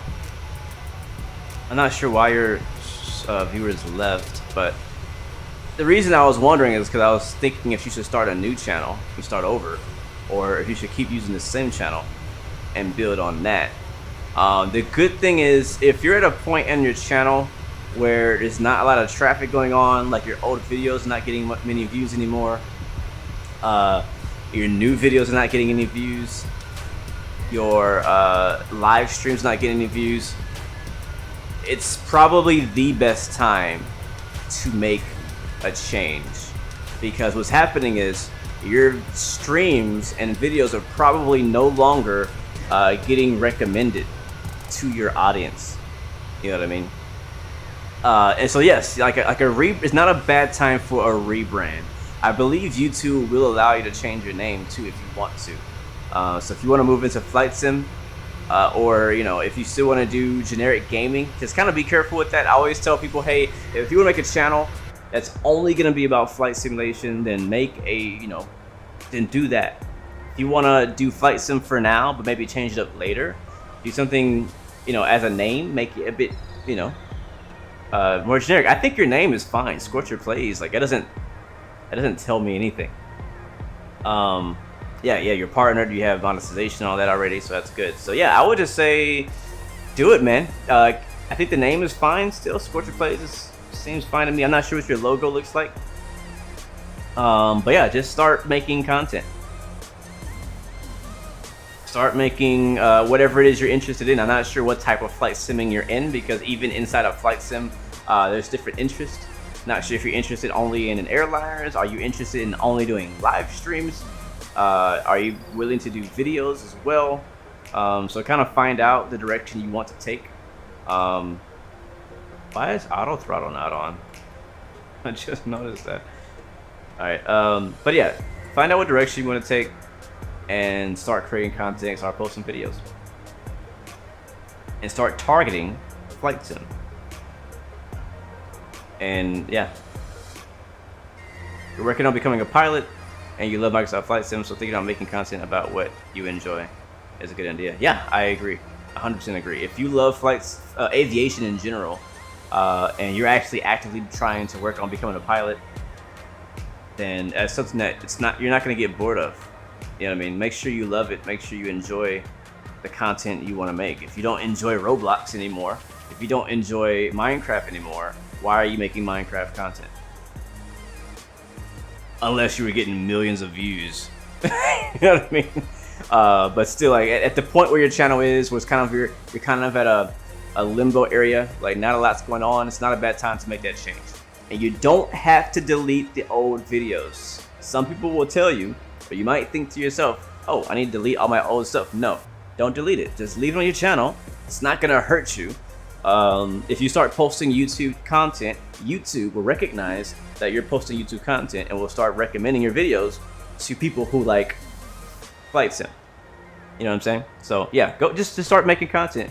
Make what you like, whether it be live streams, are you flying airliners or doing training flights. Like, find out what your thing is when it comes to flight sim, and just start doing that. It's gonna take some experimenting, because I mean you can't expect to go out and post, like, for example, and this is nothing to say about me, but you can go out there and completely copy a video that I've done and be like, all right, well, Blue got this many views, I'm gonna go and do exactly what he did, and I should get the same amount of views. Doesn't work that way, right? Find out what makes you as a person special. Find out what makes people like you. Find out what makes your video special. Find out what you enjoy when making the videos, and then kind of play around, try some different things, see, you know, what people are responding to versus what you like. You know, it's gonna take some playing around, but you can definitely get there. But the biggest first step is making content, pushing content, and being consistent. Start there. Midnight Maverick, speaking of being consistent, welcome to the stream, Mr. I just reached 1,000 subscribers. What up, my friend? Good to see you. I think it was 1,000. I was at 2,000 now. This dude is growing.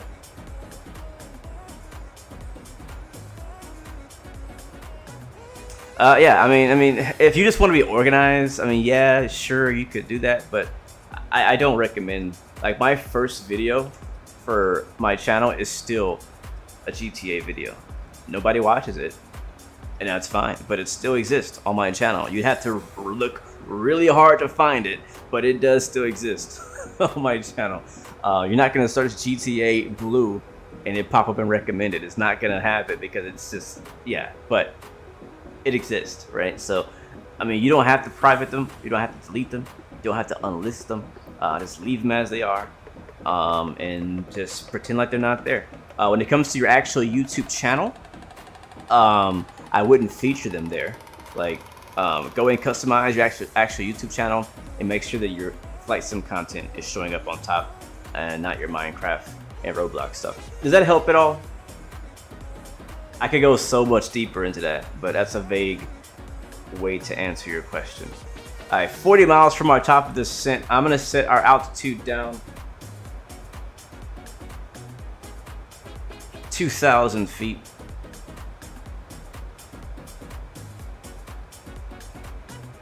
Yes, my first my first video is called Basic Aircraft Landing. That is correct. It was a Grand Theft Auto landing tutorial, which is in no way realistic to real life.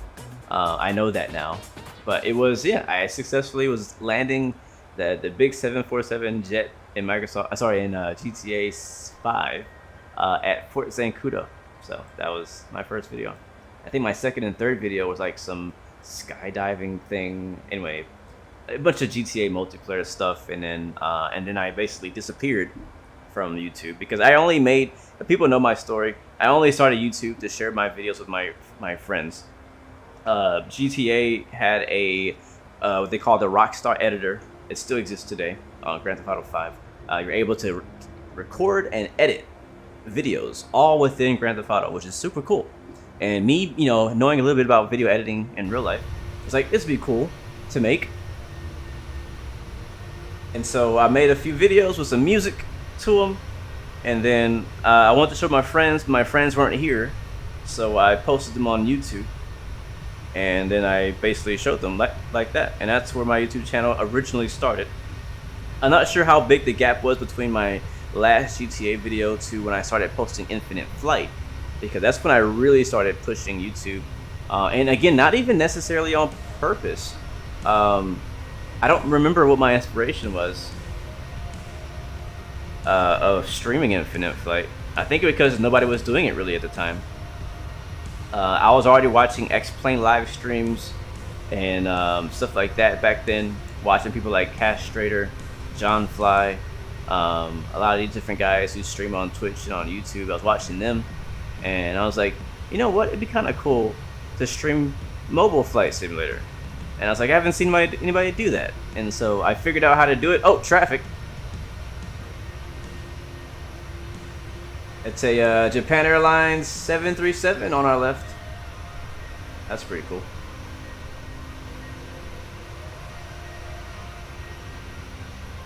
Interesting livery too down there. But yeah, and so I started posting, doing Infinite Flight live streams, and started off with just a few people viewing. And honestly, what kept me going in the beginning with Infinite Flight, it's actually rain down there too, was the multiplayer, being able to fly with people online on Microsoft on Infinite Flight.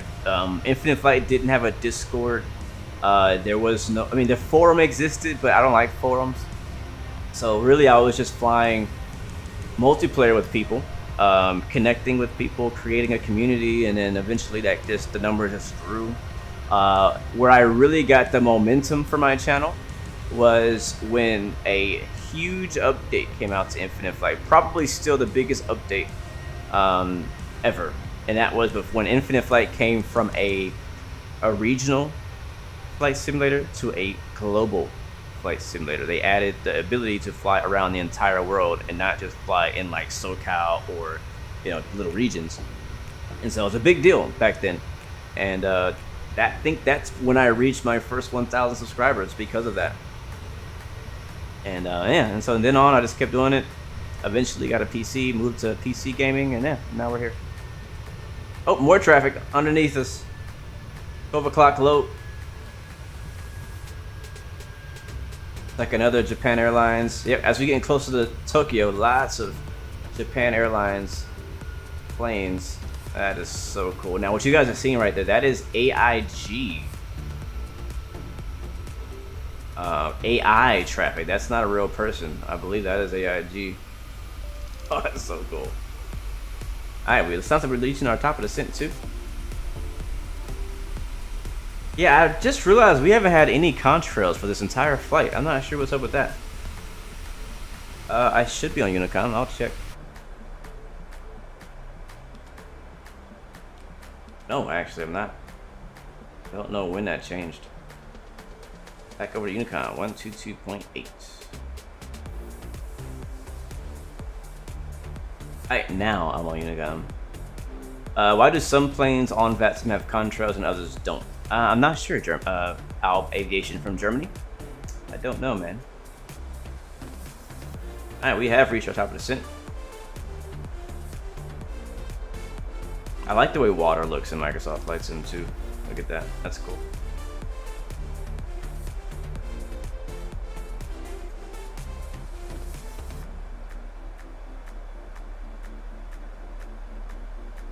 Yeah, I'm not sure, Alb. I'm sorry.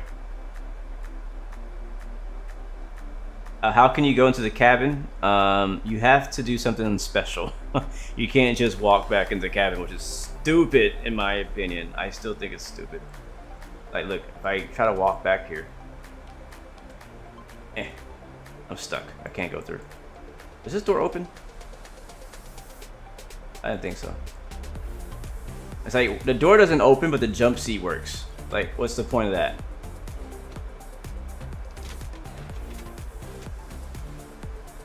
So we'll have that there.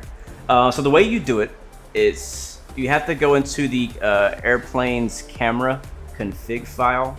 I can't really explain how to do that on stream. You have to see it. So there are a few videos, one by Droya and one by XP72, and there might be some other people who've made it too. But go look up how to make custom camera views in MSFS. Look it up on YouTube, and that should get you set up, man. But I agree. That's one of the things that really bothers me about a lot of planes in Microsoft Flight Sim is being locked in the cockpit. I think it's just dumb. Like, I don't know why we can't at least just go through the wall. You know what I mean? It doesn't make any sense. My call sign is Sky116. I keep forgetting the name of this airline. What's the name of it again? Also, in chat, give me the weather for Tokyo Haneda RJTT ASAP. Thank you very much.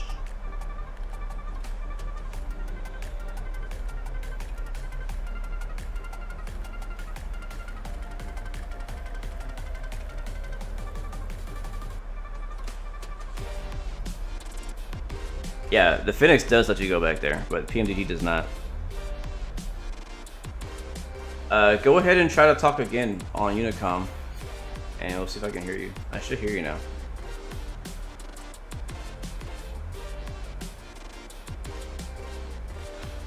I think I have my sound turned on too. I'll turn down these music. This has been actually a beautiful flight, I have to say. It also could be because you're too far for me to hear you. I'm not sure how far ahead of me you are, Scorcher.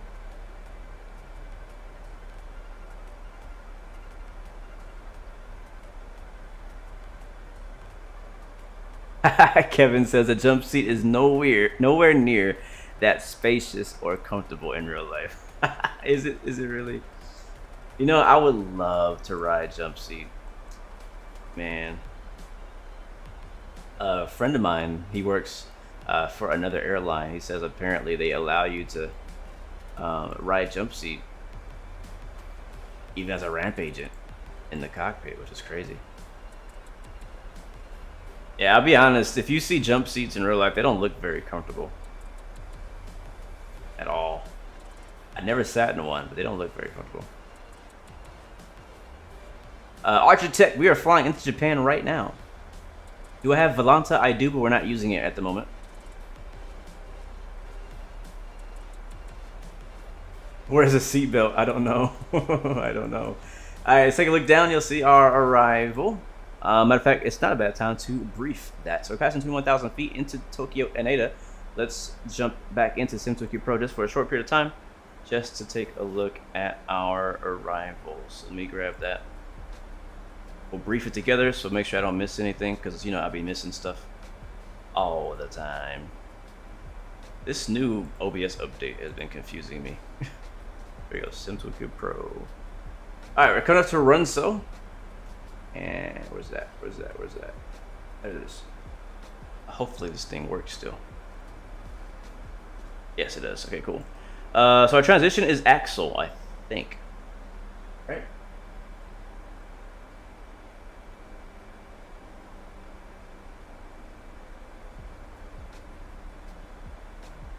Yeah, I believe it's axle. So we're doing the 1 kilo. So it says at 230 knots at 12,000 feet. So we're coming up to that now. I'm actually in the background gonna turn on the waypoint info. Here we go.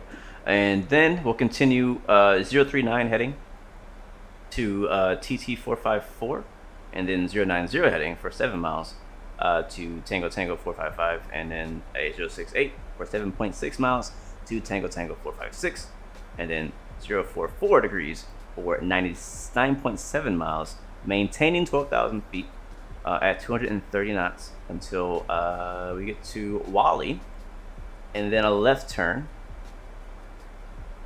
to Wedge at 8,000, and then Yumuki at or above 6,000, and then Kyle.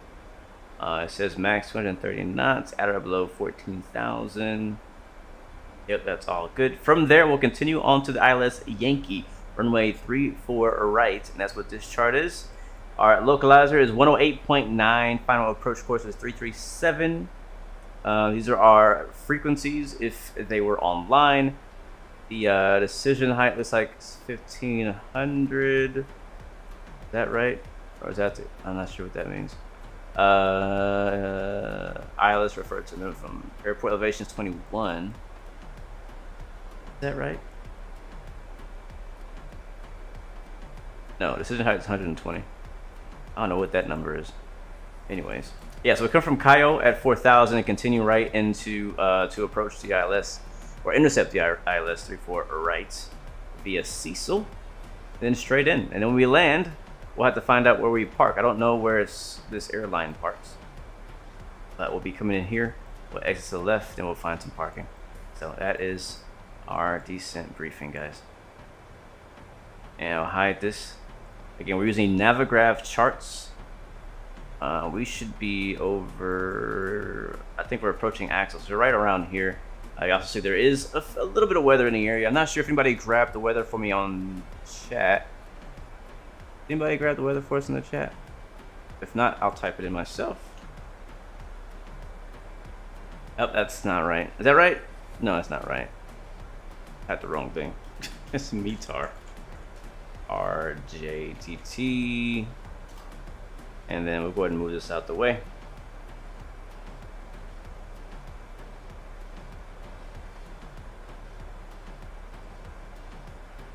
Error. I'll get it from Vatsim then.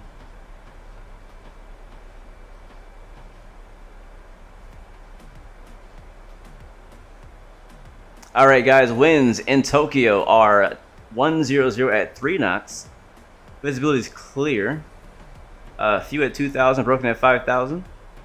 Temperature is 22, dew point 18. QNH is 1011. So actually, doesn't look too bad. And we're at 13,000 feet. I think, what's the transition altitude here? Maybe that's what I was looking at. Maybe that's what that number was. No, it's not. Transition altitude here is 14,000. We just passed that. So let's go over here and switch this into the other mode. And I think it was 1011. Yeah, that was correct. Come out of standard. Now we have 2,000 pre-selected, but we should be stopping at 12,000. We're 700 feet away from that and getting very close to axle. Did they update the weather radar thing yet? Is that a thing? I remember that said something in Sim Update 10 was unlocking the weather radar. I don't know. Maxi Monkey, what's up, my friend? Am I a shared flight tester? Yes, I am. Why do you ask? Yeah, we're not going to RJAA, we're going to RJTT. Make sure you guys land at the right airport. I know it's confusing, but make sure. Who's doing what on Vatsim today? Looks like something in a Czech airport. We're nowhere near there, so well, ignore that. Let's drop in our ILS info now. It's gonna be down here in our nav on the left, right? No, here, this one. And it's gonna be 108.9.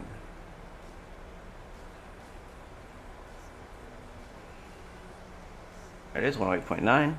We'll just do it one time. And that Cirrus is 337. Let's go up here.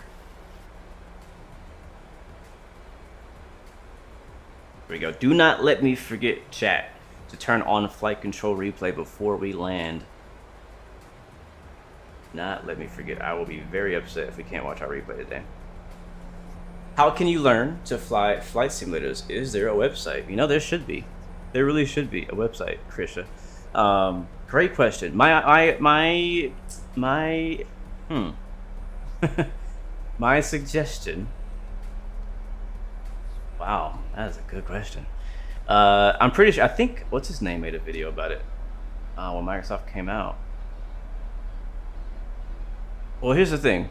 Microsoft Flight Simulator itself has a built-in training program or like thing. You can learn how to do the controls of a Cessna, how to land a plane, take off a plane, how to navigate.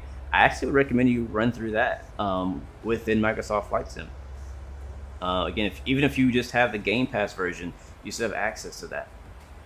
FS Academy is a good option too. That shows you more how to fly like in real life, but you kind of have to already have some knowledge of how the sim itself works. So I would recommend using that, and then also backing that up with YouTube, right? So use the Microsoft Flight Sim built-in training, but also use YouTube to learn how to do specific things. So if you want to learn how to fly a specific plane, if you want to fly this plane, the PMDG 737, then search tutorial on PMDG 737. You want to learn how to fly a Cessna, tutorial on that as well. So whatever it is you want to learn, just search that and put tutorial at the end of it. Want to learn how to fly IFR, like all that. And honestly, there needs to be a more direct way of learning. I'm actually looking into that personally. I really am. I've been thinking about it already. So, but for you right now, that's what I recommend.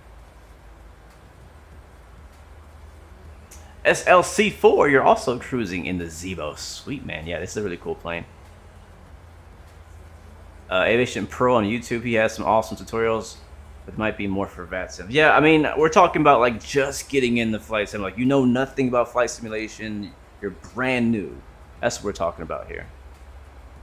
I hope it helps. Again, you can stick around if you have any questions about flight simming, about anything, you can ask me or anybody in the chat or anybody on my Discord, and I'll be happy to direct you in the direction that you should go. But I know that getting into flight simulators is very overwhelming.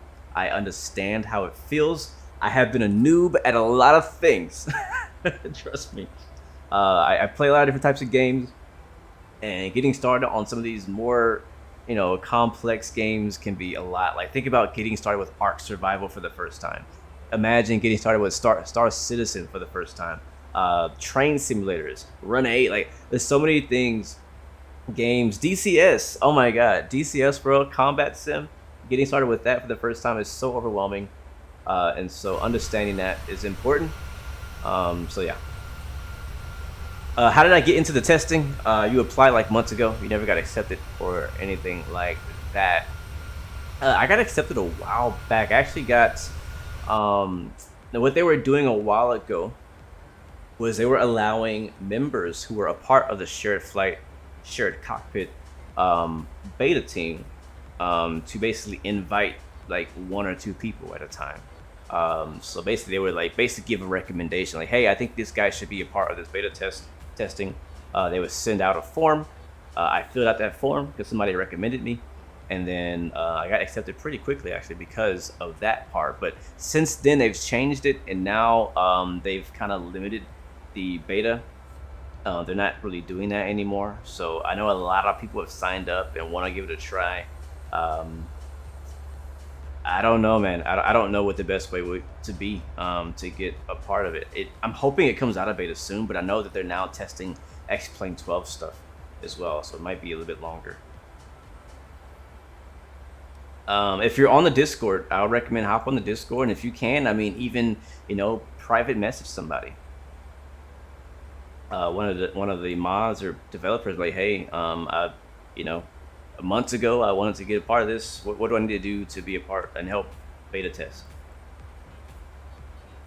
All right, we're looking good so far. 230 knots. We're at 12,000 feet and maintaining on our way into Tokyo, Haneda. It is a partly cloudy day out here, but winds are pretty calm. How do you know when it's time to descend, and when it's time to put your flaps down, and when it's time to lower the landing gear? All right, let's do this backwards. I was told that you want to put your landing gear out at minimum 6 miles away from the airport. So, like, you know, 10 to 6 is fine. Even if you do it at 5 miles, you shouldn't be bad. So that's your landing gear. For your flaps depend on your speed. So technically right now we're at 230 knots. I believe we go, yeah, we can go in the first notch of flaps, I think, right? Let me see. Yeah, we're slow enough for a first notch of flaps. And that depends on planes. Every plane speed, flap speed is different. That's a whole other thing. But just to be safe, if you're flying airliners, get below 250 knots. And usually you should be slow enough to hit that first flap lever. And then as you slow down, you keep bringing them in. If you start to overspeed the flaps, just take the flaps away. Again, don't stress yourself out on being ultra realistic in the beginning because you don't know enough yet. A lot of these things you'll pick up over time. As you watch YouTube tutorials, as you watch live streamers, you'll learn a little bit by bit over time. That's how I learn everything that I know. I didn't learn everything from one person or from one video. I've learned it just bit by bit over time. Now, the classic question, how do you know when to descend?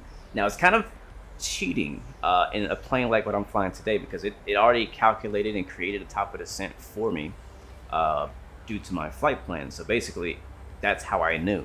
But if you're flying like a GA plane, or if you don't have a top of descent, you're like, oh, when do I descend? There is a rule of thumb you could use. I don't know it by heart, so I'm not going to tell you that one, but there is what they call a rule of thumb of when you should descend. You can find it online. It's super easy to calculate. But I would say, I don't know, you should be descending 20 minutes to 15 minutes away from your destination, 100 miles from your destination, 120 miles from your destination, around there. I mean, the chat can probably give you a much more accurate number than that, but it is The tough part about that question is that it does vary on your aircraft type, speed, altitude, and all kind of things like that. Ricky's World, you can get this livery from flightsim.to, completely free. I hope that helps point you in the right direction, Keisha.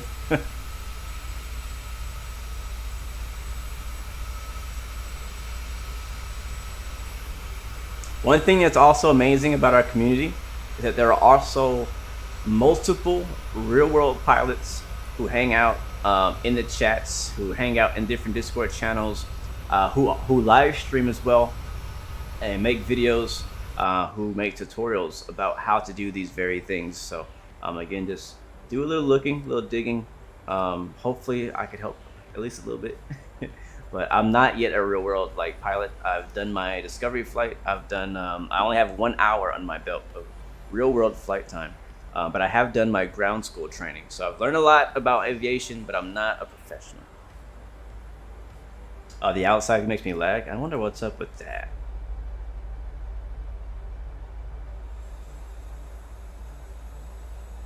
Oh yeah, guys, it's Tokyo time. Like, I so bad want to play that Tokyo drifting song, but I can't because copyright. I heard somewhere that YouTube is working on doing something where we could actually start playing copyright music, kind of like how Twitch does, TikTok does. So I'm hoping that that's for real sometime soon. Man, look at that view. Beautiful, beautiful.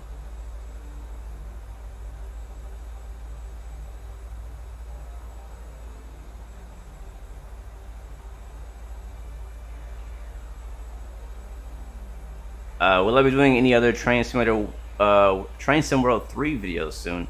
Also, what are your favorite American freight routes? Yes, I am planning to do some more Train Sim World 3 videos pretty soon, actually.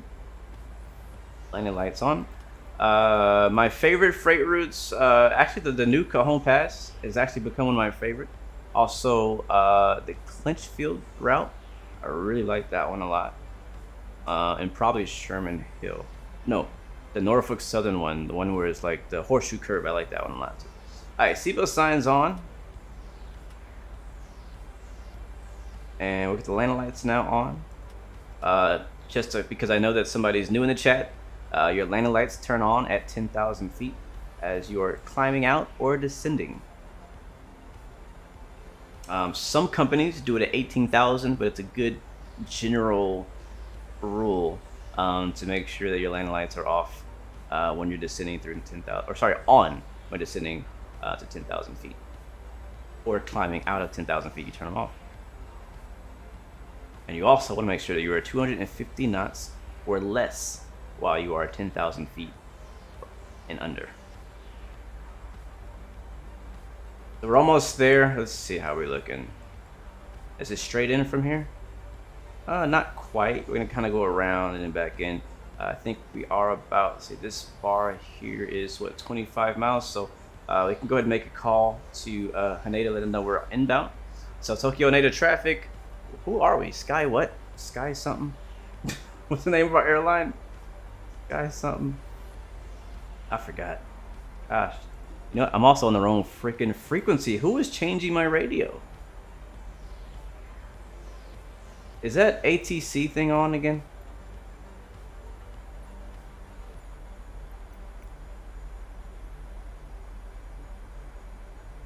Wait, this thing's been talking to ATC this whole time? Alright, we gotta turn it off. We gotta turn it off. I think the update turned back on my in-game ATC. Even though I can't hear it, it's happening in the background. So, I'm gonna take control of that myself. You're very welcome. Alright, 22.8, and now we make the call. But also, I still need to figure out what the name of this airline is. So I keep forgetting. What is the name of this airline?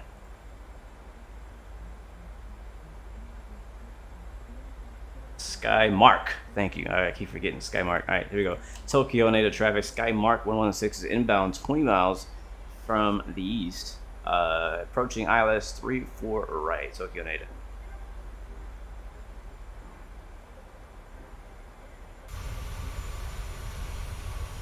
Pikachu Airlines, that act, you know what? Maybe I should just say that.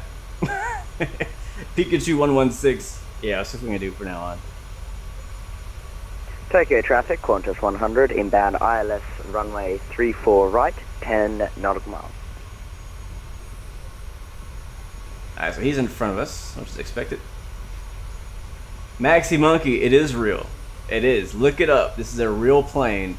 Look up this call sign. It's a real plane. It exists. We all just looked it up a second ago.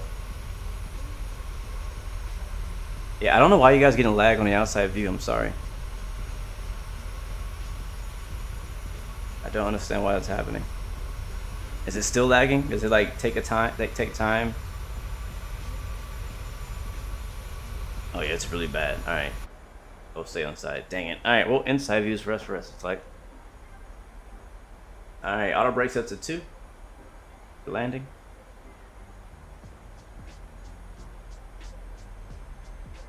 Oh, I do like these clouds.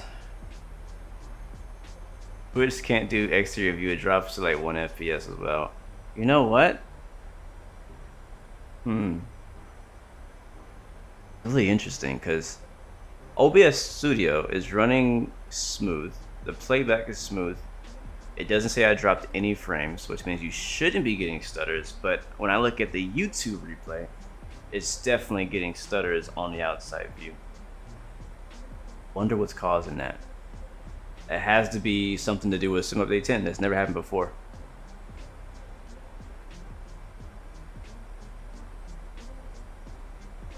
So it clears up eventually, but when I first switch to the outside view, it happens. Gotcha. All right, well, we'll just have to avoid it for now. We'll do our outside view again when we do our landing. That'll be what we do. Speaking of that, let me get flight control replay booted up. We can enjoy our replay. Enjoy our butter landing into Tokyo. That's exactly what's gonna happen. Butter landings. We all know this.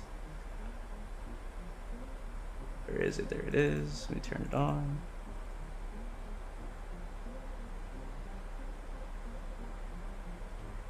James, what's up, man? It's all good, bro. Welcome aboard. We are almost done though. We're just approaching Tokyo now.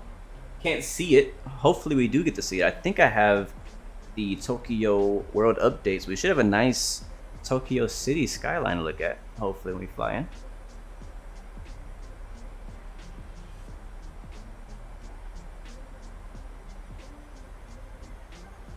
So far, our speed looking good. Look at the airplane sound turned back up so we can enjoy some of those engines pull up now. Oh yeah, there it is. Music to my ears. I still think Zeebo sounds much better, but you know, it's not bad.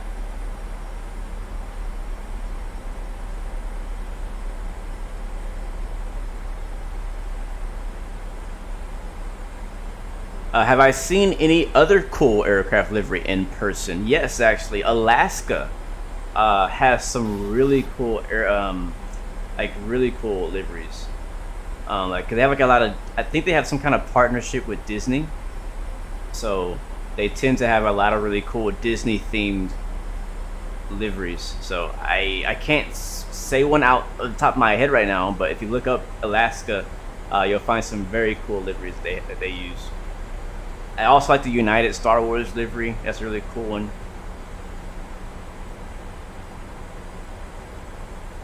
JetBlue has some pretty interesting liveries for, like, you know, baseball teams, football teams. I obviously like Frontier. Frontier, every livery is different, so I love Frontier's liveries. DJ Ice-T, what up, my friend? All the way from South Africa. Welcome to the chat. Good to see you, my friend. Hope you're doing good. I wish you could DJ our live stream. That'd be sick. Yes, A&A has some really cool liveries as well. Oh, look at this. Flying through the clouds right now. This is beautiful.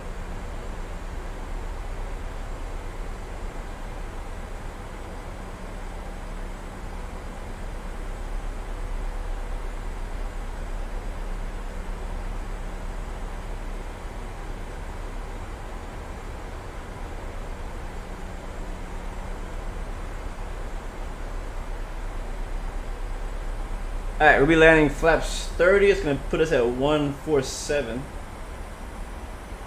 for speed. And there is the coast right there. We should be close enough for some more flaps. Let's go flaps 5. Alright, and we're now on the left base, 3-4 right. Tokyo native traffic, Sky Pikachu 116, left base 3-4 right, ILS, Tokyo. I forgot the name again. It's gonna be Pikachu from now on. That's our call sign. This is default weather, Bapino. But what's up, my friend? Bonjour, ça va? Long time no see. Welcome back. Merci beaucoup. A&A had a Red Dead Redemption 2 livery? I gotta see that. Can you please post it on my Discord? I wanna see it. I wanna see it. Alright, airport's gonna be at our 10 o'clock. Let's get these. Oh, sorry. Pull his arm, flaps down some more. Let's get slowed down.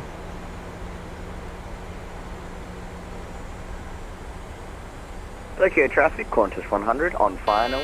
ILS runway 34 right. And that is a gear horn.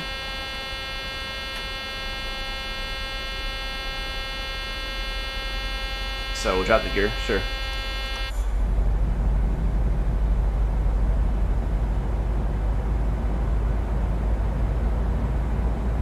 Weather in Tokyo was some low overcast. Actually, I see the traffic on final right now. There he is over there, little blinky light.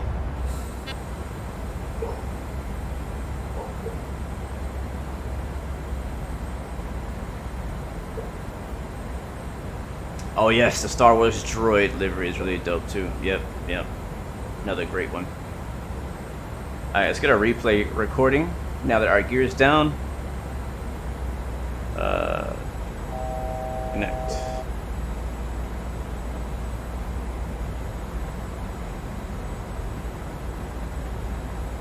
And we're also going to go over here to the right. A mouse is not working.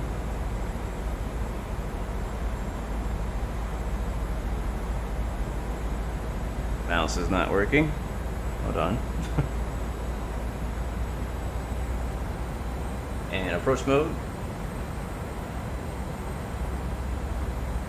2500.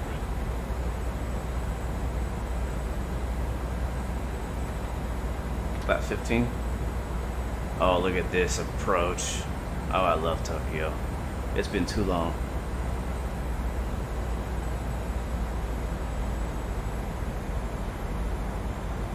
I'm trying to get my replay set up.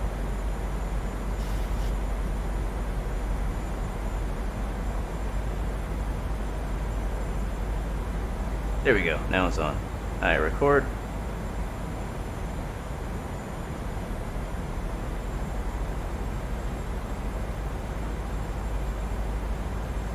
Save.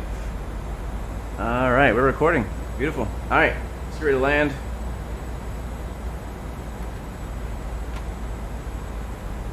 I can't see the flap lever. Alright, gear is down, flaps are down, and we are established on the ILS and on the glide slope. Gear is down. Oh, this is gonna be sick. It's gonna be sick. I can't wait. Look, city of Tokyo back there. And we're 5 mile final. Alright, I'm gonna be way slower than this.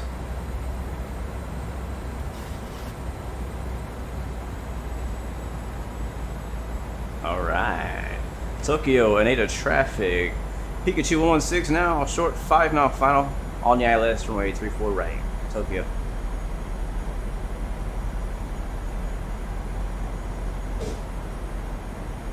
Y'all ready for this? I think I did already arm the spoilers. Yeah, I did. Now, don't expect too Tokyo much. traffic, Qantas 100, just break everyone's backs on board. We apologize for that. Taxi to any gate.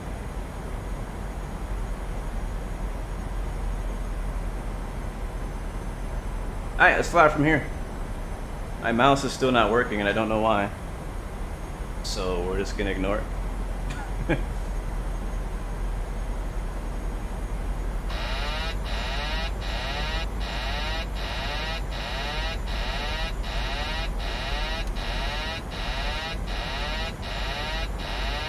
Shut up. Okay, thank you. All right, my controls. 500.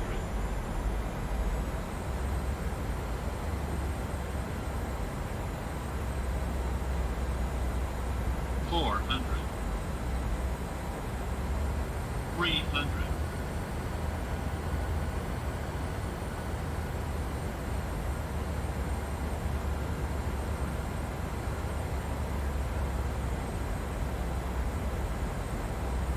A balloon a little bit right there. Long landing. 100. 50. 30. Oh, massive float. 10.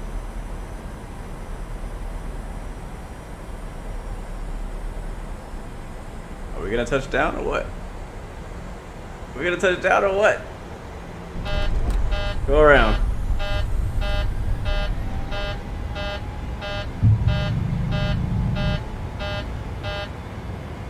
Looking at the traffic. Pikachu 116 going around right traffic.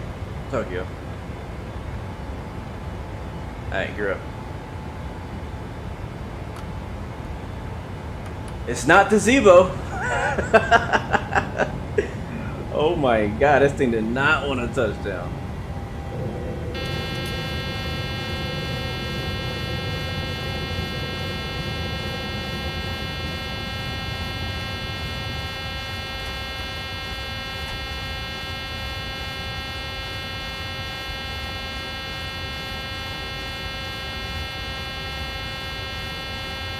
Flaps should be coming up.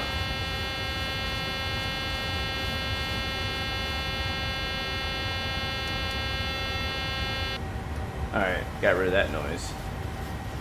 And taking a scenic route.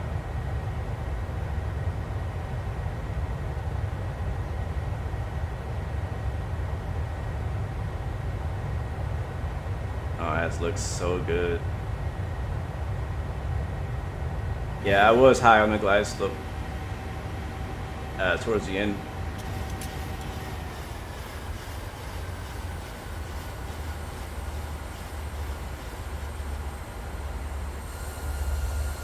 Alright, there's the airport on our right.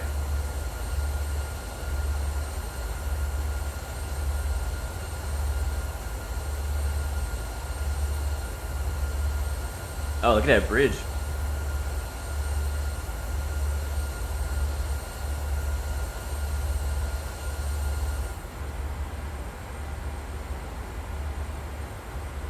I mean, we could have landed and probably got stopped by the end of the runway, but that approach is just so nice.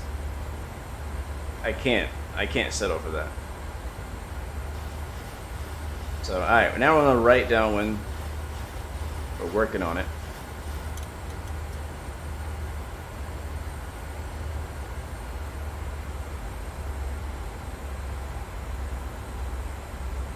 Alright, Tokyo Anado traffic. Pikachu 116 now right downwind for runway 34. Anado.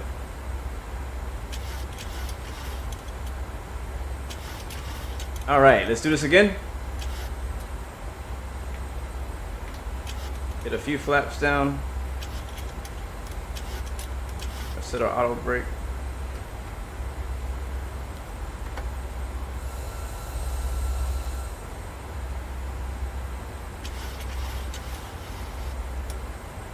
Yep, I did forget that. Engine ignition to continuous. I always forget it. Doesn't seem to matter, to be honest with you. But hey, that's what they do, so that's what we'll do.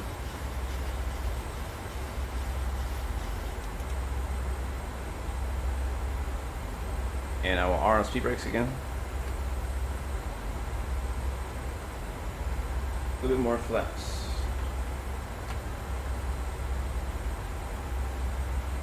Alright, we're good. So it's going to fly it by hand the rest of the way. The ILS is already plugged in. Let's start descending down to 2,000. What up, Rudy Salt? Welcome back, man. Good to see you. Hope you're doing well.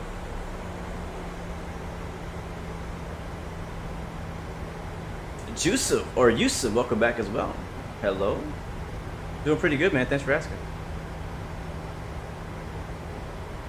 How are you? Alright, we're idle. Trying to lose some altitude. Airport's over there. Not a bad time to make a turn back in. Tokyo Inada traffic. Pikachu 116 now right downwind for runway 34 right.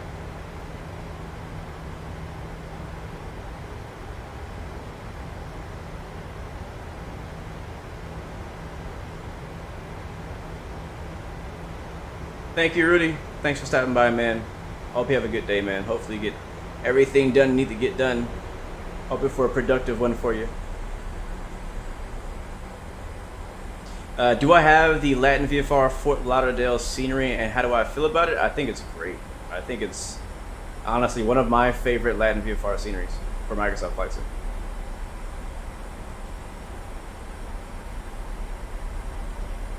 Alright, more flaps.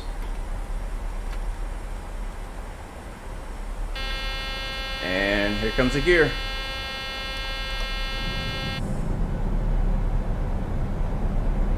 Velocity Plays, welcome aboard as well. Good to see you, my friend. Hope you're doing well.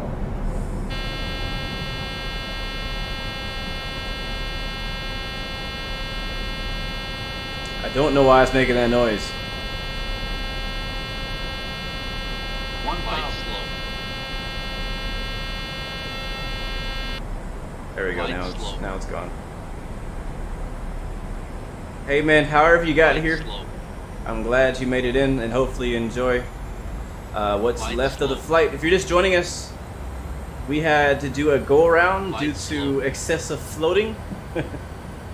And now we're on our attempt number 2 to land at Tokyo Inada RJTT in the PMDG 737-800. As you can see, we are way too low right now. Glide slow.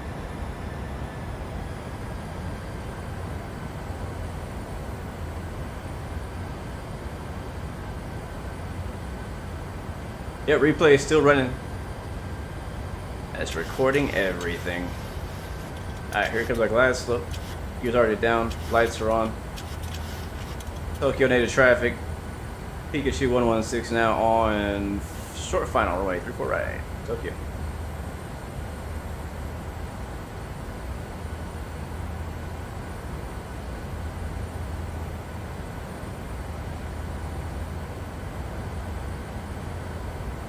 Alright, a little fast. Start flaps. There we go. Yeah, I think that's what it was. That last notch of flaps put us on a nice balloon way out here on final. We came in high.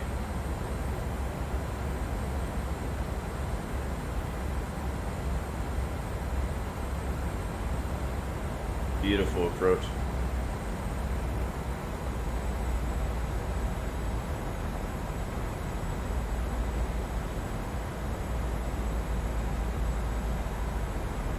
I love how this airport just sits on top of the water.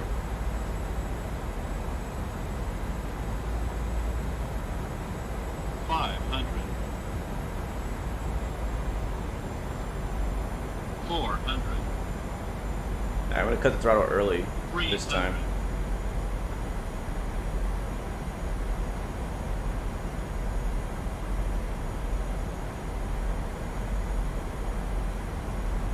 $200. 100. 50. 30. 20.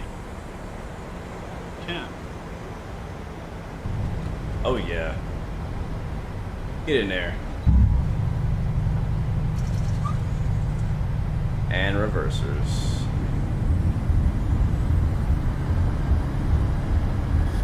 Beautiful landing.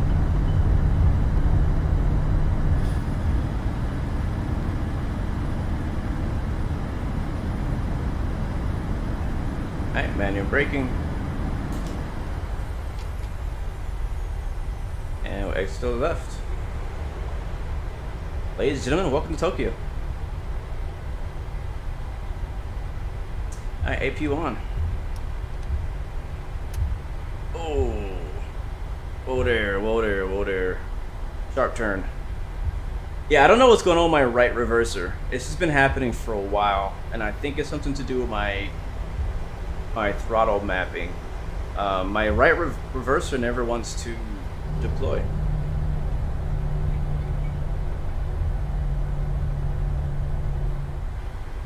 It never wants to deploy. Alright, flaps up. And we'll park next to the Qantas 737 directly ahead of us. Hope you guys know the flight. I'm not sure what our land rate was. We'll find out hopefully here in a second if it tracked it. I don't know if it tracked it. I don't think it did. Woo! Alright, somebody asked on final what was the yoke I'm using. It's the Thrustmaster TCA yoke. Also using the actually I'll show you once we park here. I have a special throttle. I'll take the spot on the left. I guess this is a stair spot. There's no jetways here. Where are the jetways?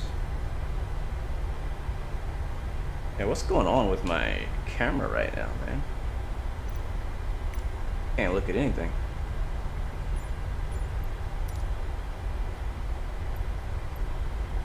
Oh, this is not a spot. This is a road.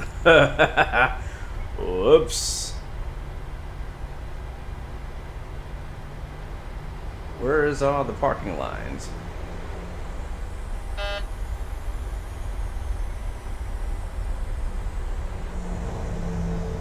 There's like no. If you're looking for parking. a spot, there's a spot to my right. I guess I'll turn around then. Sorry, pilot got lost again. Where is the closest geisha house? I don't know what that is. I don't know if I want to know. Thank you so much. Velocity Plays. Welcome to the channel. Hope you enjoyed the landing. And thank you for the subscription. Welcome to the Blue Arrow family. Alright, there's a spot right there. I can see it. My camera's broken, so I'm having a few issues here. Gotta love the handcrafted scenery, right? I think the other Tokyo airport, I believe, for that one I have the Driswiki Designs Tokyo, what's the other one called? There's Aneda and Narito. Yeah, I think that one I have. Yeah, we'll stop right there. I think at that one I actually have it. You know what we forgot to do too? We forgot to get GSX to set up the ramp for us when we got here. Anyways, not gonna worry about it. Brakes set. There we go. We're not gonna shut the engines off. We're gonna go right into the replay. I can't wait to see it myself. Hopefully it recorded.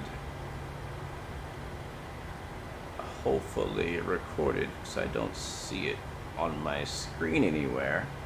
Uh-oh. Oh no.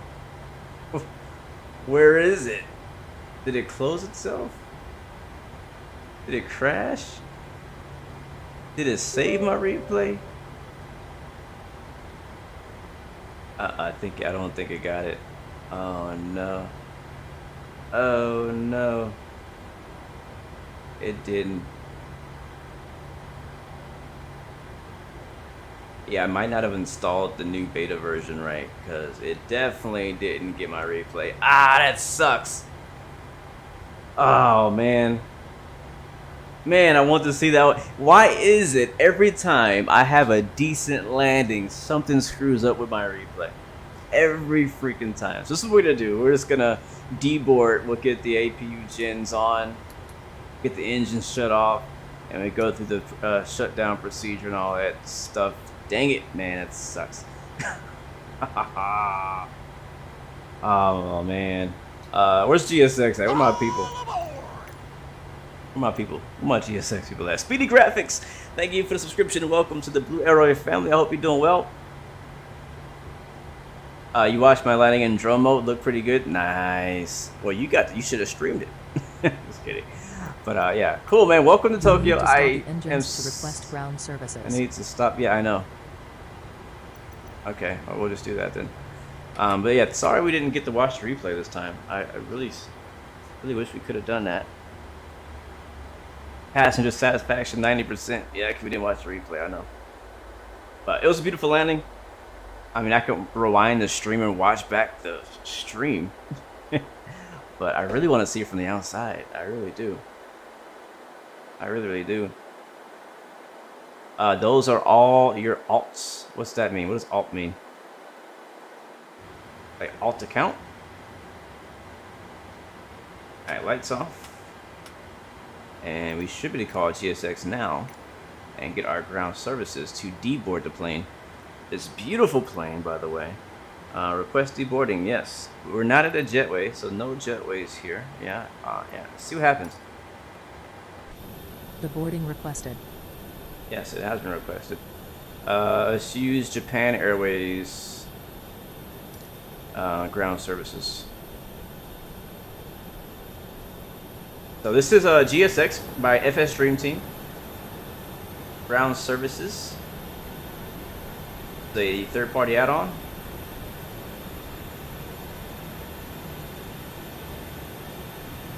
There is already a native replay mode. It's just not very good. It's only on PC and it's in developer mode.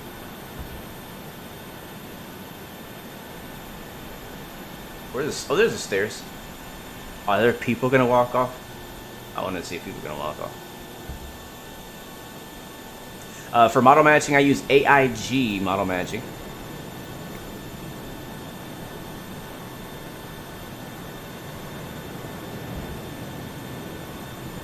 There we go. Now we might see people walk off.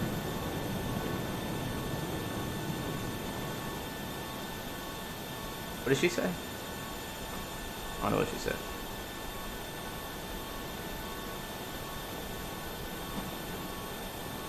Oh, I love this livery so much. I really do. Okay, before we go, I said I was going to show you guys my setup real quick because people were asking. Since we can't watch the replay, we'll just do that instead. So we are using the Cockpit Masters 737 FMC CDU, oops, which is this right here. It's exactly like what you see in a real aircraft, but the home version. It sits on a stand. As a regular USB cable. As I mentioned earlier, I already have a review for this, so if you want to check that out to see my full thoughts on it, you can do so. But also, I'm using the ProDesSim Honeycomb Bravo Throttle mod, which makes these levers much larger and feel a bit more realistic, as well as a flap lever.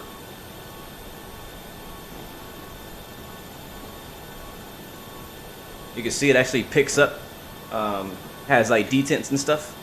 Speed brake lever.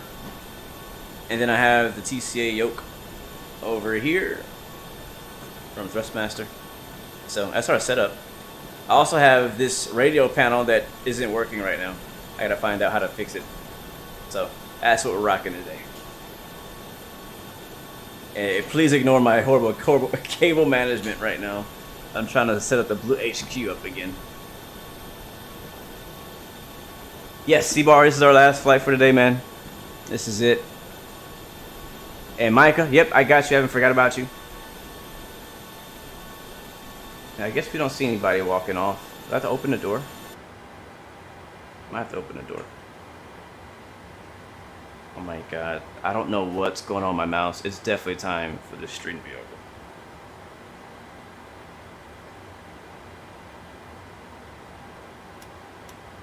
You know it's time to end the stream when everything stops working.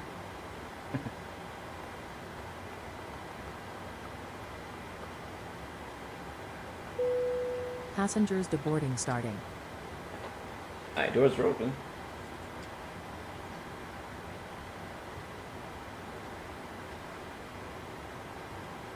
I should do another leg. If I do another leg, it'd be a 4-hour stream, not 3 hours. You know, it takes me to do a 1-hour flight. It takes like 2.5 hours, which is, I don't know how that works, but it seems to be what happens. Scorcher Plays, catch you next time, man. See you later. I was hoping to see some people walking off, but I guess not. My lights are still on. Oh yeah, you're right. You're so right. Thought I turned them off. Off?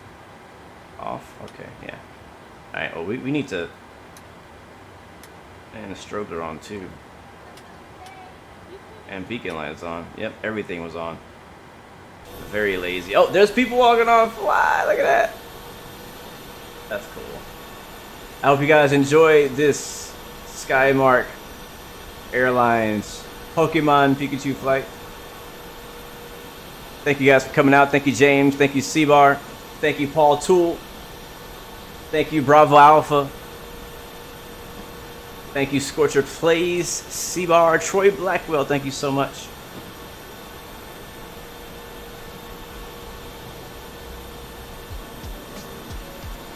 Thank you, Jack Sorrows.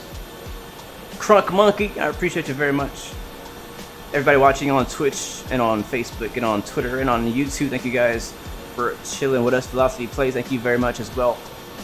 Micah boy, I have not forgotten about you. Don't worry, bro. I'm gonna hit you up right after this is over. Hopefully I didn't miss anybody. Noah Galvin or Glavin, thank you so much. Yevi, welcome and thank you so much. All right, passengers are all deboarded. My turn to get out of here. Well, guys, you know what it is. Airbus, thank you so much. Thank you, thank you. We got a Japan Airlines taxing out. Lufthansa, looks like an A330 behind us. And thank you so much for the Qantas Airlines 737 for flying with us as well. Until next time, remember you have 3 choices. Give up, give in, and give it all. You got peace, love, and God bless you. I'll see you guys next time. Next video. Tariq, I see you. Get the rest of these bags off of the plane.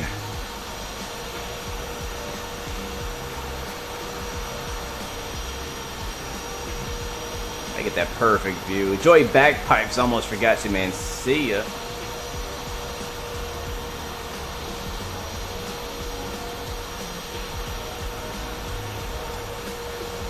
All right. Peace, love, and God bless you. I'm all the way out. Sheesh.